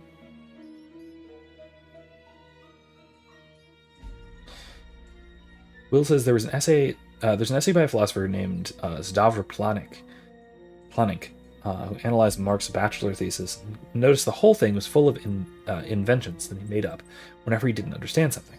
The guy's character was garbage from the beginning. Huh, interesting. Interesting.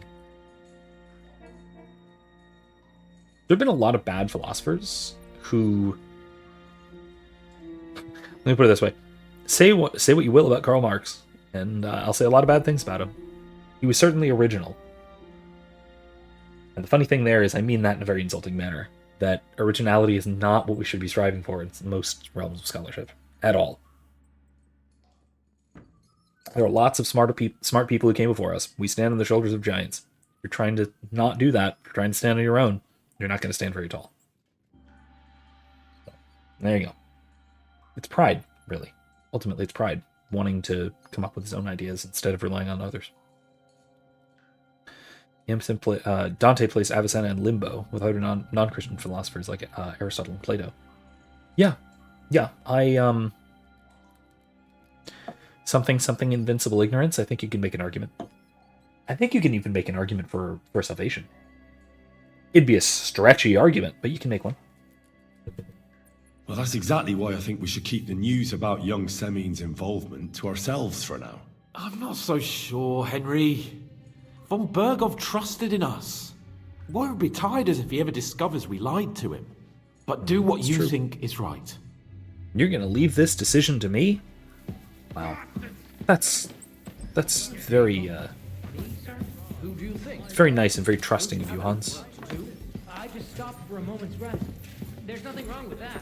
You can stand and stare once you've finished. But I don't talk back to me. Get to work. Stairs, please work. I'm at your service, sir. Oh, good.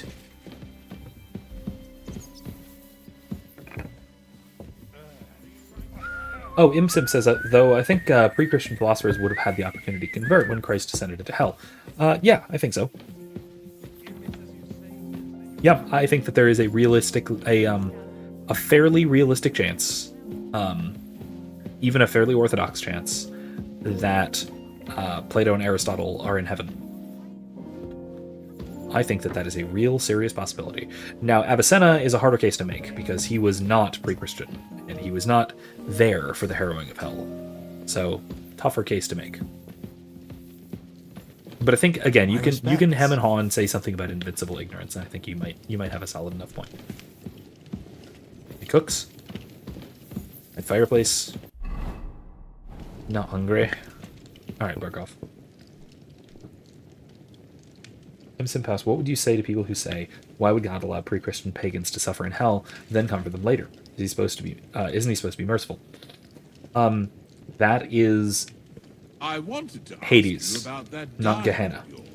He's a highly experienced and independent fellow. He got the hell Dubsky mill back on his the feet, hell though it that doesn't grind Christ flour now, harrowed but dyes fabric instead. was It's already not a started place of bringing in eternal decent torment money. and separation from Now, God. It was a when place there's of a waiting. war on, that's a godsend.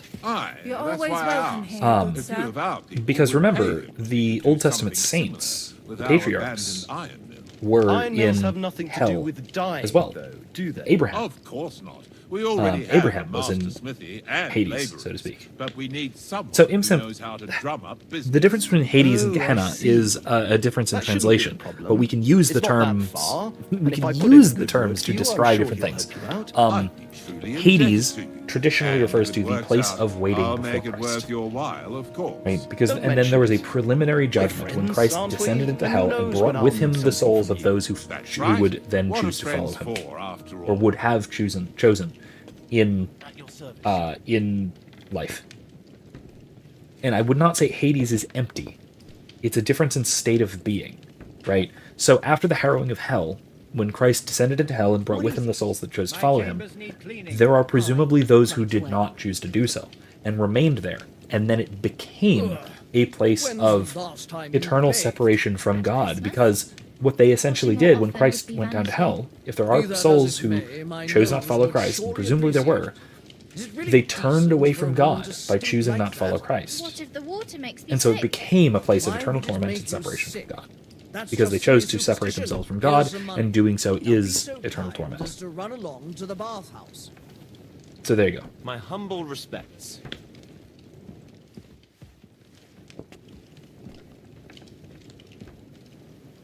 Yeah, they all are translations of the same thing, so don't let it throw you off. Hell is hell. But it refers to different things before and after the resurrection of My legs Christ. aren't nearly as swollen, but everything else is. I bring news from the torture chamber. Excellent. I will send for Burgrave Hashek. I want him to hear his tune. We interrogated chamberlain. that captive. Oh no, as this you guy. ordered, sir. And were you able to find out anything useful? I think you'll find some of it useful, sir. Speak then.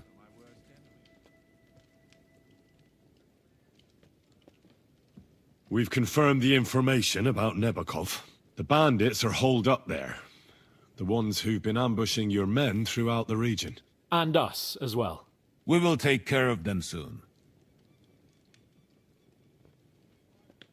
Imsim, so hell isn't this ironic punishments like Dante says, where murderers drown in a lake of blood or gluttons are forced to eat endlessly for all of eternity. It's just darkness and fire. It's eternal separation from God, which may be phenomenologically a kind of eternal ironical punishment, if you will.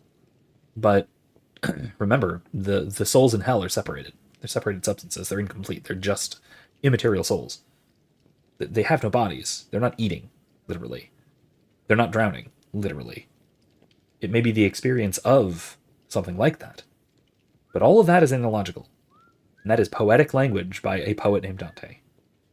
We should not take the Divine Comedy as infallible doctrine. It's not to be overly disparaging, but it's theological fan fiction. It's theological self-insert fan fiction. Keep that in mind.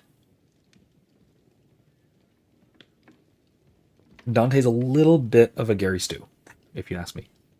The prisoner confirmed that Istvan Toth is with them. Ah. That man in black armor, yes? I remember you mentioned him. Precisely. Black armor. As black as his soul. I understand you don't like him. That he's only one man. I'm more He's also interested noble. in that pack as a whole.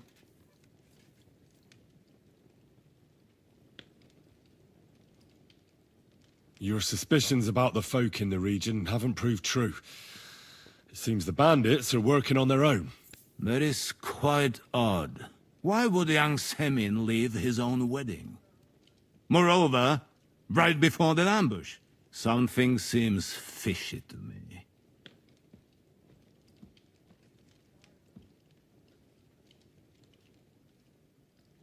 It's all a bit peculiar.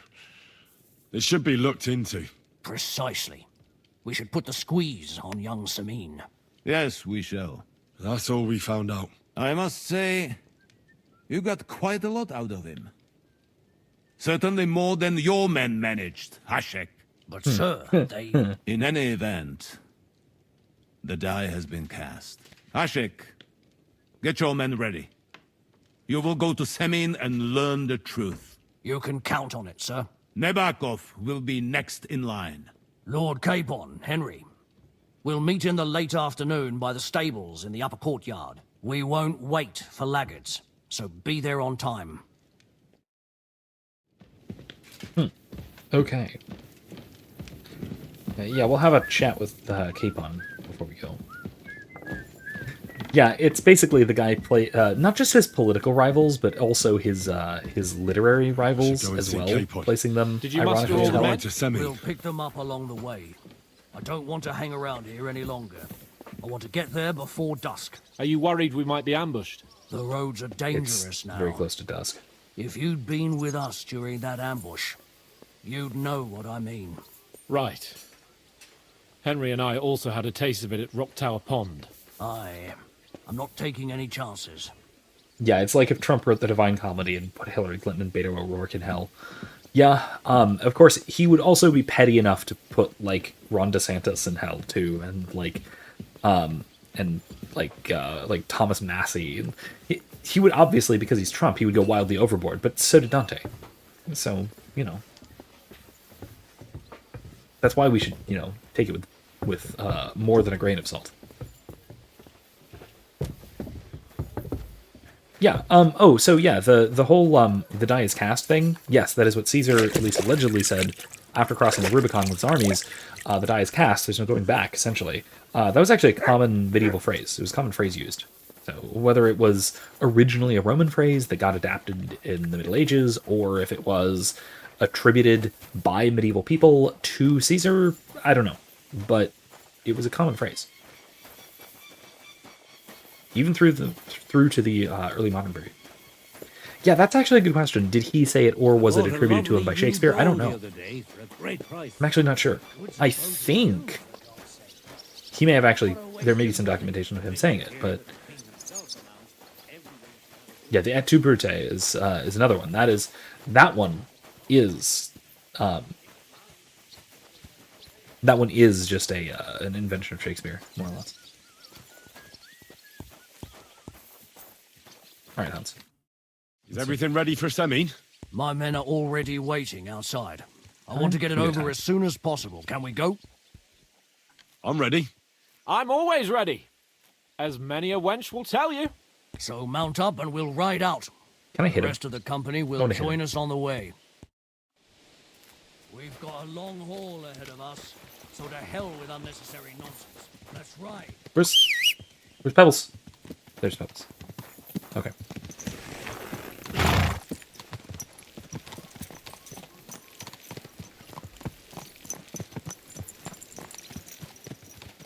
I thought we would have more than the three of us. Moving up. I want a word with young older Semin. Easy, good. Forward to Semin. Okay, there's the rest of our guys. There we go. Here we go. Now we're getting a good crew going.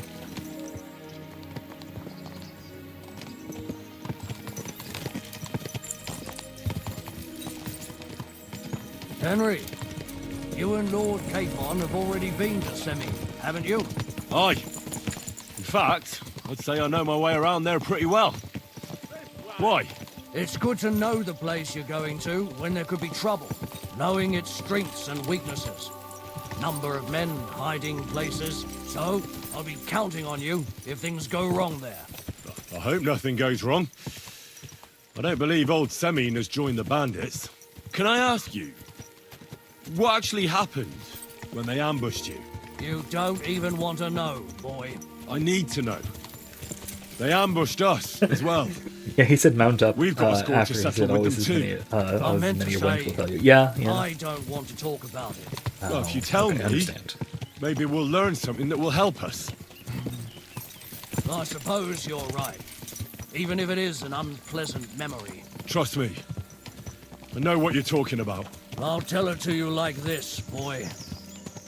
I'm an old soldier. And you're going to war dressed like that, huh? This was a massacre.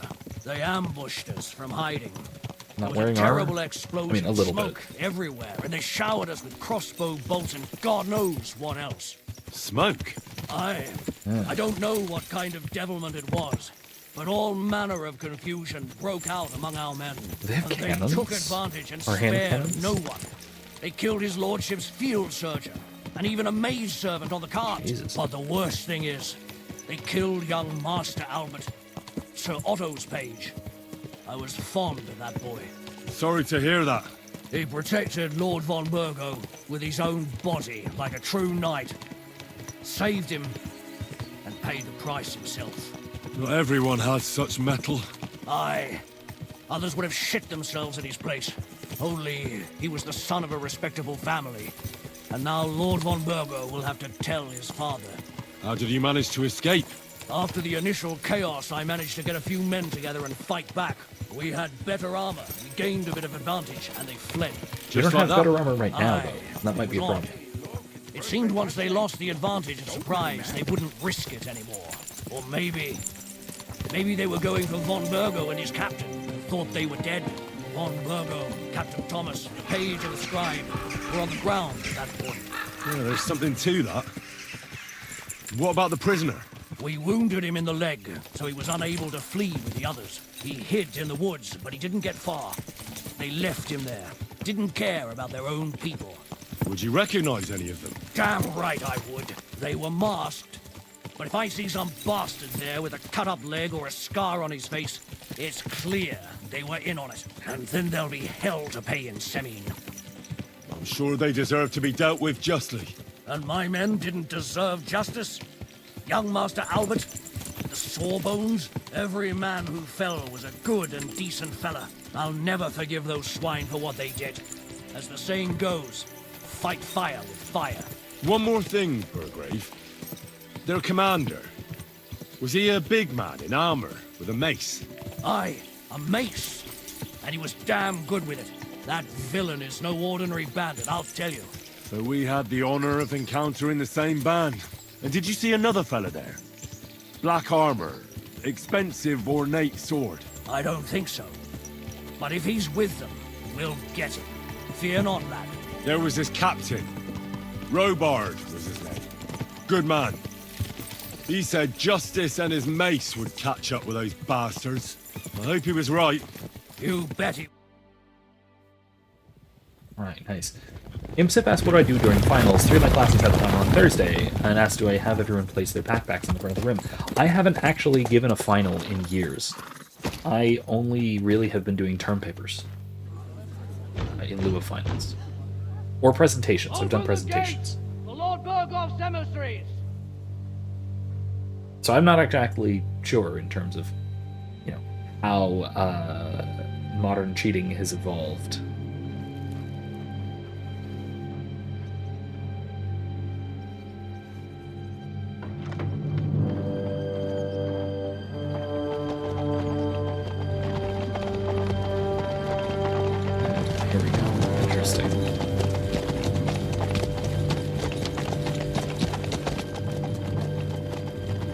Teacher said there are certain classes with many cheaters. Yeah, that's not surprising.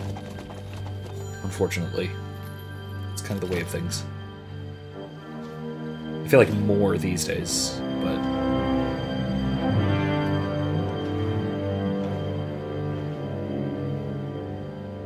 I don't think there was ever a time without a significant number of cheaters. It's about time you also let us in.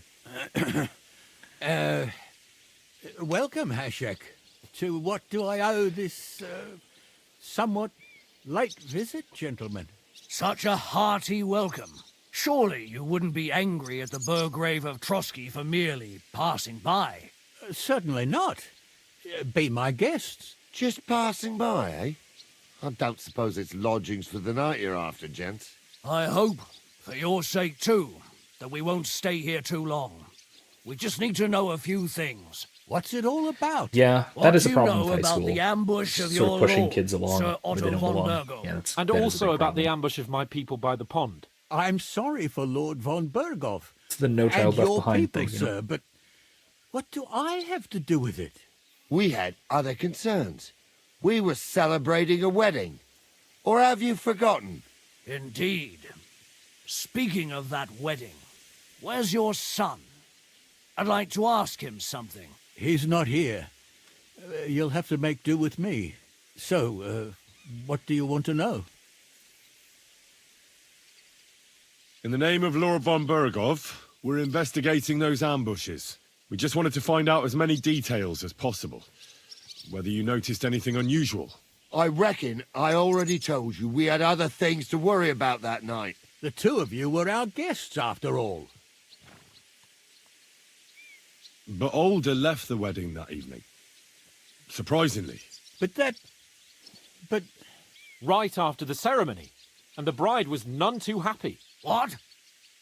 Bring him here immediately. My God, he may be hot-headed, but he never killed anyone. Sir, no. He's my only son, Hashek. I'll tell you where you can find that damned band. But don't take my Older from me. Where the fuck do you think we are? In some market where you can bargain with me? Your son helped murder my people. And you expect me to let him go? Hand him over, or this place will be reduced to ashes.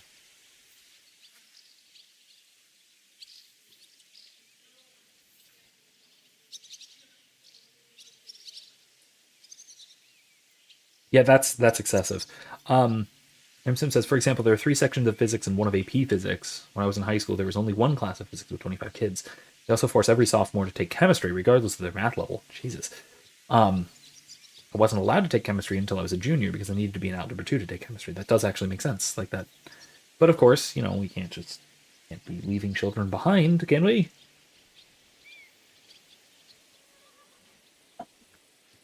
Hashek, you can't do that. Can't? As you think Lord von Burgo can be betrayed by his very own subjects. So, what'll it be, old man? Doesn't that need Will you approval start of the king? cooperating? Or would you rather taste my wrath? You're going too far. Leave your anger aside. We have to keep a cool head. I'm sure we can sort it out another way. We'll arrest Older and take him before Lord von Burgov at Trotsky. Lord von Burgo won't waste words with such rabble. You've had plenty once of again had the chances to pronunciation hand him difference. over to us peacefully, and you haven't. Your mistake. Older won't pass through the gate of this fortress alive, nor anyone who stands in my way.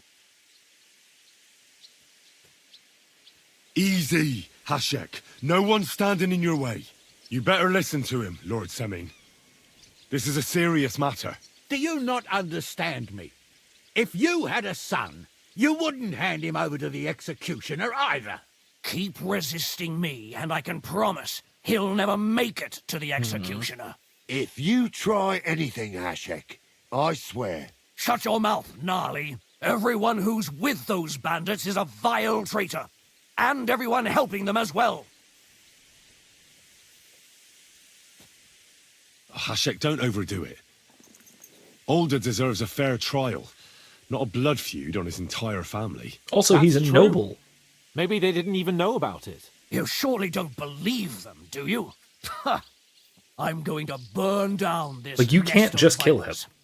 And if anyone tries to stop me, I'll make no distinction between you and them. Well then, which side are you on? Nothing is going to be burned down. That's not what Lord von Bergov wanted of you, Hashek. Come to your senses. You won't tell me what to do or not do. Oh, I'll have my revenge on these bastards. And Oh, nobody will great. stand in my way. Not even you. Enough talk! Guards! To arms! Gads! Traitors! Kill those traitors! I knew you must have Man, I don't want to do this. Trusted. Slice him up! You both brothers, you learned that. Yeah, don't spare him. They're fighting. Nice hit. Too slow. Didn't see that coming. Oh, Jan. That's Jan. My bad. Sorry, Jan. Cover your head, damn it. Nice strike! Get a shot in. Bash him on the head. Okay. What the fuck? Von Bergov will hang us for this. All of us.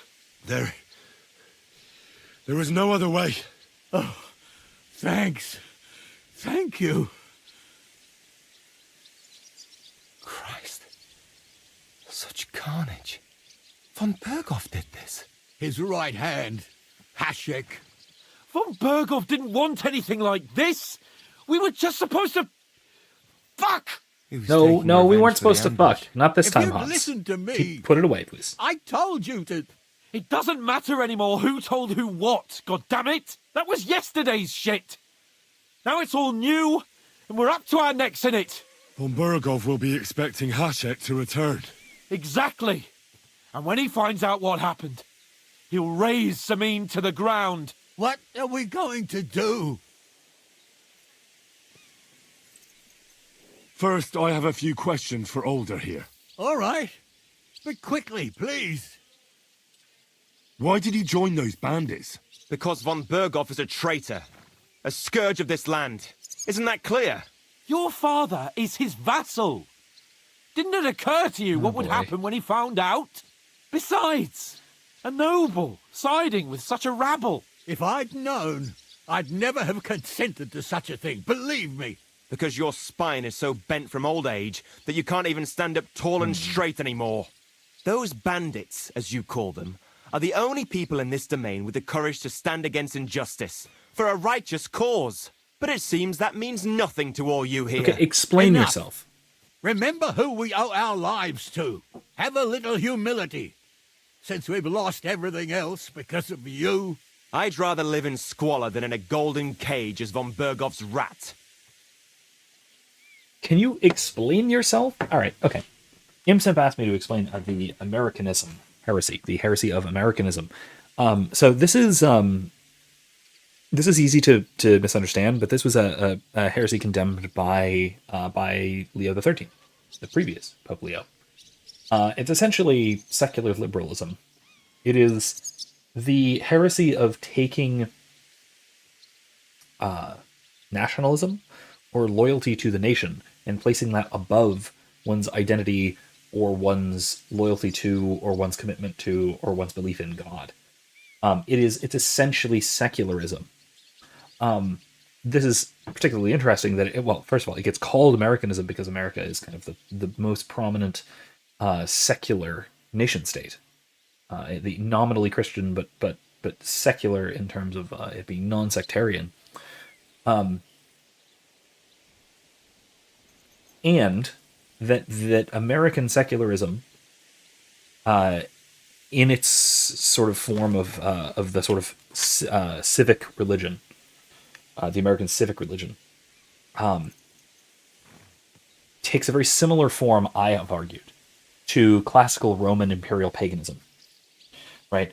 So if you think to Rome, that imperial paganism, it was perfectly permissible to take whatever religious viewpoint you wanted to, so long as it was so long as you were Roman first, which is why they had the tradition of offering a pinch of incense to the genius of the emperor, things like that.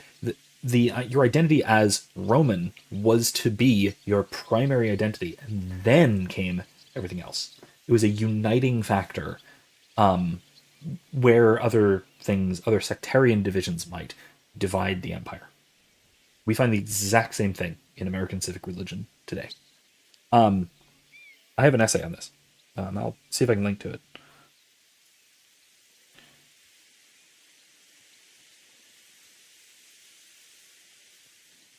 If I can't put it in the description, I will at least find a version of it that I can share in Discord, because it was an article I'm pretty proud of. It's a pretty good one. Yeah, so basically the idea is that the Americanist heresy is kind of the opposite of what Imsimp is saying in the chat. It's the idea of placing your identity as American, or whatever, it doesn't have to be American, but you're placing your sort of secular identity before your religious identity. And placing your sort of order of loyalty or priority as the secular before the religious. That's essentially the Americanist heresy. All right, Henry, let's talk about your obsession here. Imsim says, I also began to realize the origins of Caesar papism in the East. Going back to Julius Caesar and Augustus, the first emperor, they made themselves Pontifex Maximus, the high priest in the Roman religion. Yeah. Mm-hmm. That's also the root of that sort of secular imperial pagan imperial cult, the cult of the emperor, or the cult of the deified emperor, or the cult of the genius of the emperor, or whatever you want to, whatever time period. There were different time periods it was referred to in different ways. Does the name Istvan Toth mean anything to you? Why do you ask? Because I have a feeling you must have come across him. And he has something that belongs to me. Aye, I know the name. He joined us not long ago. He's a traitor! Traitor or not, we can use every man who will stand against von Berghoff. But he's a foreigner. And I don't trust foreigners much. Understandable, I guess. Who are they? These allies of yours? Good checks. For the most part. That's all you need to know about them. They're common murderers. They took the lives of my people, innocent people.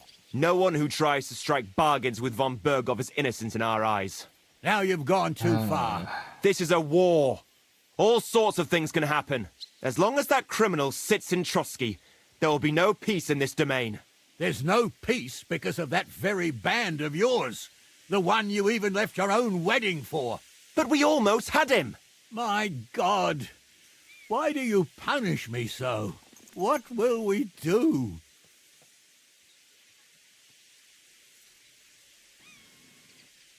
Imsim says this continued, this meaning the emperor is Pontifex Maximus. This continued for many years. Emperors like Domitian saw himself as divine. Aurelian propped up the cult of Sol Invictus, and with himself as the chief priest. When Rome became Christian, the West fell, so emperors didn't solidify their control like in the East, where they appointed the patriarchs, convened ecumenical councils. They saw Constantine convening Nicaea as a precedent for this. The problem is some emperors fell into iconoclasm. Nothing protects the emperor from practicing heresy, unfortunately. Or preaching heresy, I guess it's, or even, in some unfortunate cases, requiring heresy. Von Berghoff already knows the outlaws are based in Nebakov, and he's planning a big raid. We can take advantage of that. If we're lucky, and he believes what Henry and I tell him, hopefully he'll only take out his wrath there. Meanwhile, we could flee. And leave them to their fate. Betray my comrades in arms. Older, look around you, damn it. Was this not enough for you? If he wants, von Berghoff will raise every castle for miles around to the ground. When does von Berghoff want to attack Nabokov? Only he knows for now. And don't even think about warning them. We must disappear immediately. If we're to save ourselves, we'll have to cover our tracks. What do you propose? Well, it might sound mad, but Hashek was planning to burn down the fortress, and we... I think I know where this is going. We must do the same. Are you mad? Burn down our family seat? Oh, Older. Henry's right. It's the only way. We can't stay here and pretend nothing happened. Do you have anywhere to go? Yes, I suppose so. Be sure to go as far as possible. And you should set off this very night and make sure no one sees you. We'll give you until morning, and then we'll send news to von Bergov, and then it's in God's hands. The two of us will go back to Trotsky now and put on the best charade we can for von Bergov. And not a word to anyone about what happened here. Anyone.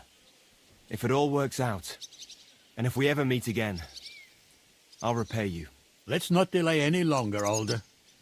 God protect us. And you as well. Hooray.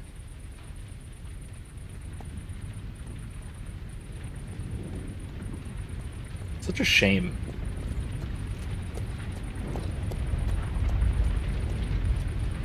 We should ride back. Report this to von Bergel. Ooh, yeah, that's kind of a sketchy title given to the saints, equal to the apostles. Yeah, that's sketchy at best. Okay, so this is why we need separation of church and state. This is why we need to raise the state to the ground.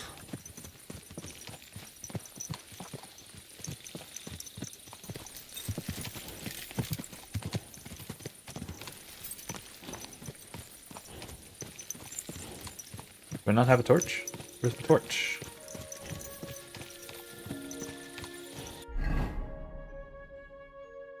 Oh, I don't have a torch equipped. I don't have any torches. Oh, I just don't have it equipped. That's why.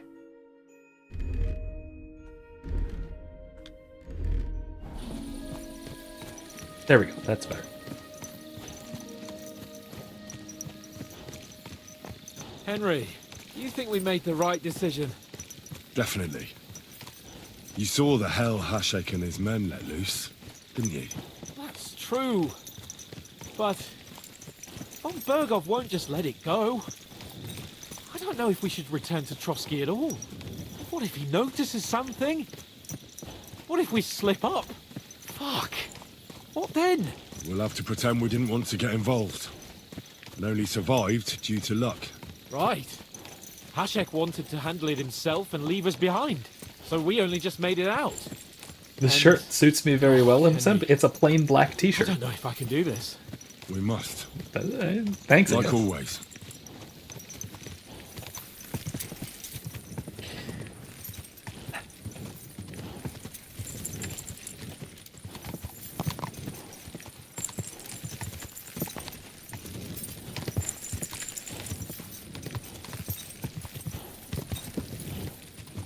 Makes me look slim. Black does that, doesn't it? I guess. Yeah. I don't know. It feels a little boy bandish to me, but maybe in a good way. I don't know. I do like it. I recently picked up a package of these things, so I'm glad it works.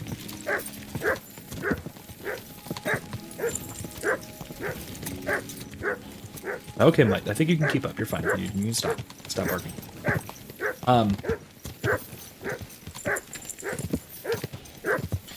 The other thing. Oh yeah, so by the way, I did actually finish Andor.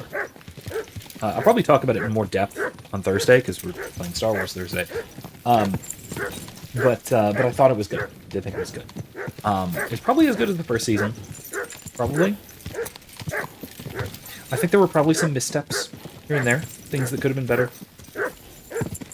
But my overall thoughts, my rating, if you will, is that it was above average by EU standards, which makes it far and away the best thing that Disney Star Wars has made up.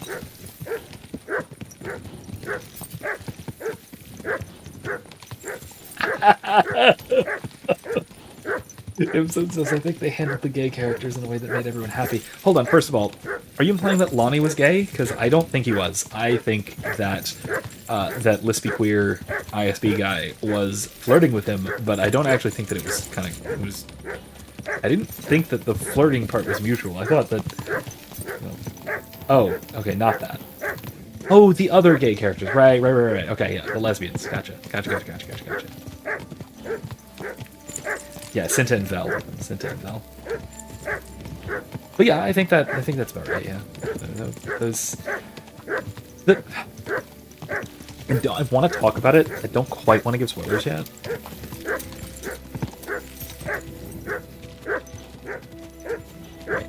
Spoiler warning. Yes, absolutely better than the Acolyte lesbian witches. Also, lesbian queer ISB guy, his death was frickin' brutal. That was... God, they made KX units so terrifying in this show. Which, I mean, yeah, alright, fine, fair enough. I grant you that. K2SO is a terrifying monstrosity. Anyway, yeah, so, okay, minor spoilers. Not minor. Kind of a major spoiler. Major spoiler warning. Sorry, but here we go. Syntas's death was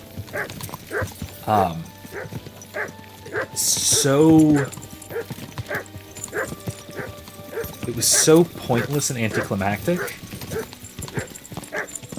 that I think it really had a good impact, and it was very suitable. Not just to her character or whatever, but to the situation. Like, her being just accidentally shot by a stray blaster bolt, and that being what killed her. I think that was actually really good. I really do think that was a Someone's been pampering this a great demonstration of what can go wrong in a terrible situation like that. I mean, yeah, you're right. That's what happens in the real world. It really is. It's an almost ridiculous coincidence that she would, get shot by that one stray blaster bolt in that conflict. But like, yeah, that's what happens. Especially in a situation like that, when things go wrong. Yeah, I do think that was a really good demonstration of that, of the things that can go horribly wrong in a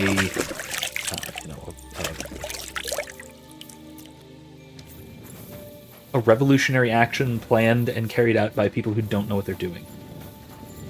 And also don't have the stomach for it, frankly. Which is really the case with any kind of leftist revolution.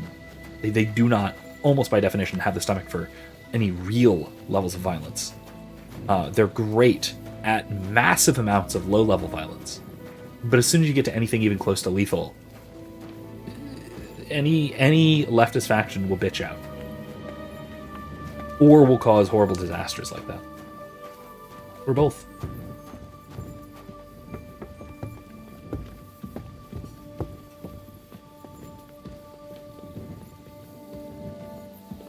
I did not know that. The previous king of Spain, Juan Carlos, killed his older brother when they were young in Portugal when he was cleaning a revolver, and it went off. If it wasn't for that, he would have been king. This is in the 20th century. Wow. I had no idea. But yeah, that kind of thing absolutely happens. Terribly unfortunate, but it absolutely does. Hold on. What's my... Oh, wait. What's my current quest? Report to von Berghoff in the morning. Why am I following Hans? I should not be following Hans. I should be going to bed.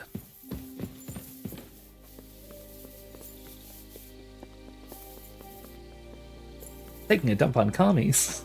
Absolutely. I'm always taking a dump on commies. They deserve it. Not just commies, though, but just, like, broadly speaking, any kind of leftist revolutionaries tend to be like that,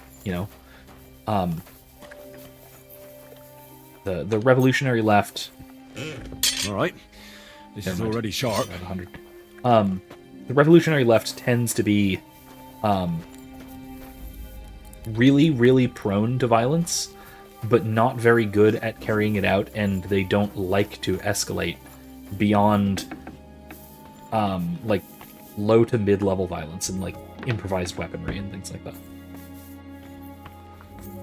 And if one person does bring a real weapon, it is as likely as not to cause a ridiculous disaster. Saxon hauberk, huh?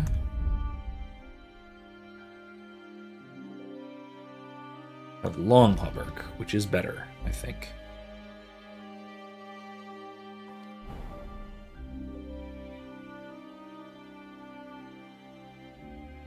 35. 68. Yeah, I think I'm okay.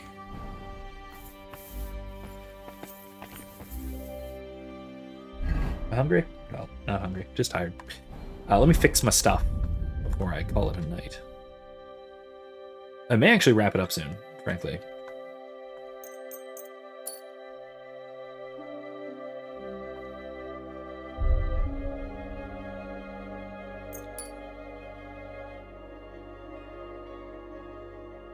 Haven't used my crossbow. There we go. That's it. Weird question. Should a woman ever hit on a man? Yeah, why not?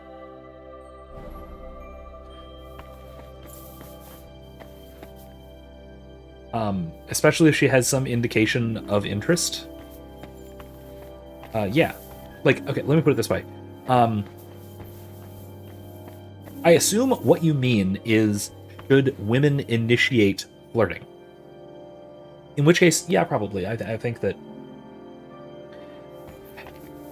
because of how we men tend to be, I think that it's probably helpful for women who do want to initiate flirting to be a bit more obvious about it than men tend to be. Or have been sort of trained to be, I guess. Because men tend to be silly and oblivious. But then also, if you're asking more generally, should a woman ever hit on a man? Wives should hit on their husbands, for sure. Yeah. Mm-hmm. Yeah, that's definitely. So there you go. Answer is a yes, but it's a complex yes. It's midnight. What am I even doing up at this hour? Right, Klaus? I'm going to start next time talking with von Berghoff. I'm going to start off with that next time. I know. Yeah, beat you to it. You're too slow on the uptake. It's already after midnight. You didn't even razz me about it yet. Come on. You gotta get your shit together, man. Anyway, yeah, I'm probably gonna talk more about Andor on Thursday. I kind of want to make a video about it. Kind of comparing it to the EU, because I do think that everything Andor does really, really well, the EU does better. Like, absolutely everything. Deidre Miro is like discount version of a lot of the powerful evil imperial women that we have, a lot of whom are much more terrifying, much more interesting, much more threatening. Some of them are even more competent. Certainly more evil. Natasi Dala, for instance, is not exactly more competent. She's retarded, and she's a retarded version of being really, really evil. But whatever. But especially like Isani Isard from the X-Men series. Excellent character, so great, so well written, brilliant person as well. But yeah, like things like that. Anyway, like I said, there are a lot of things that are done better in the EU. I kind of want to make a video about it. I might. Who's the retarded version of me?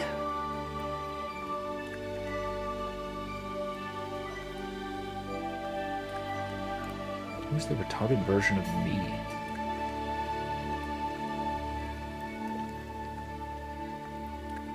Timothy Gordon. Good night, everybody. That's all I got time for. Yeah, Timothy Gordon. Anyway, thanks for joining me tonight. Have a wonderful evening. I'll see you next time. Well, for some Star Wars on Thursday, and then we're back here on next Tuesday. Anyway, with that, I'll wish you all a wonderful evening, and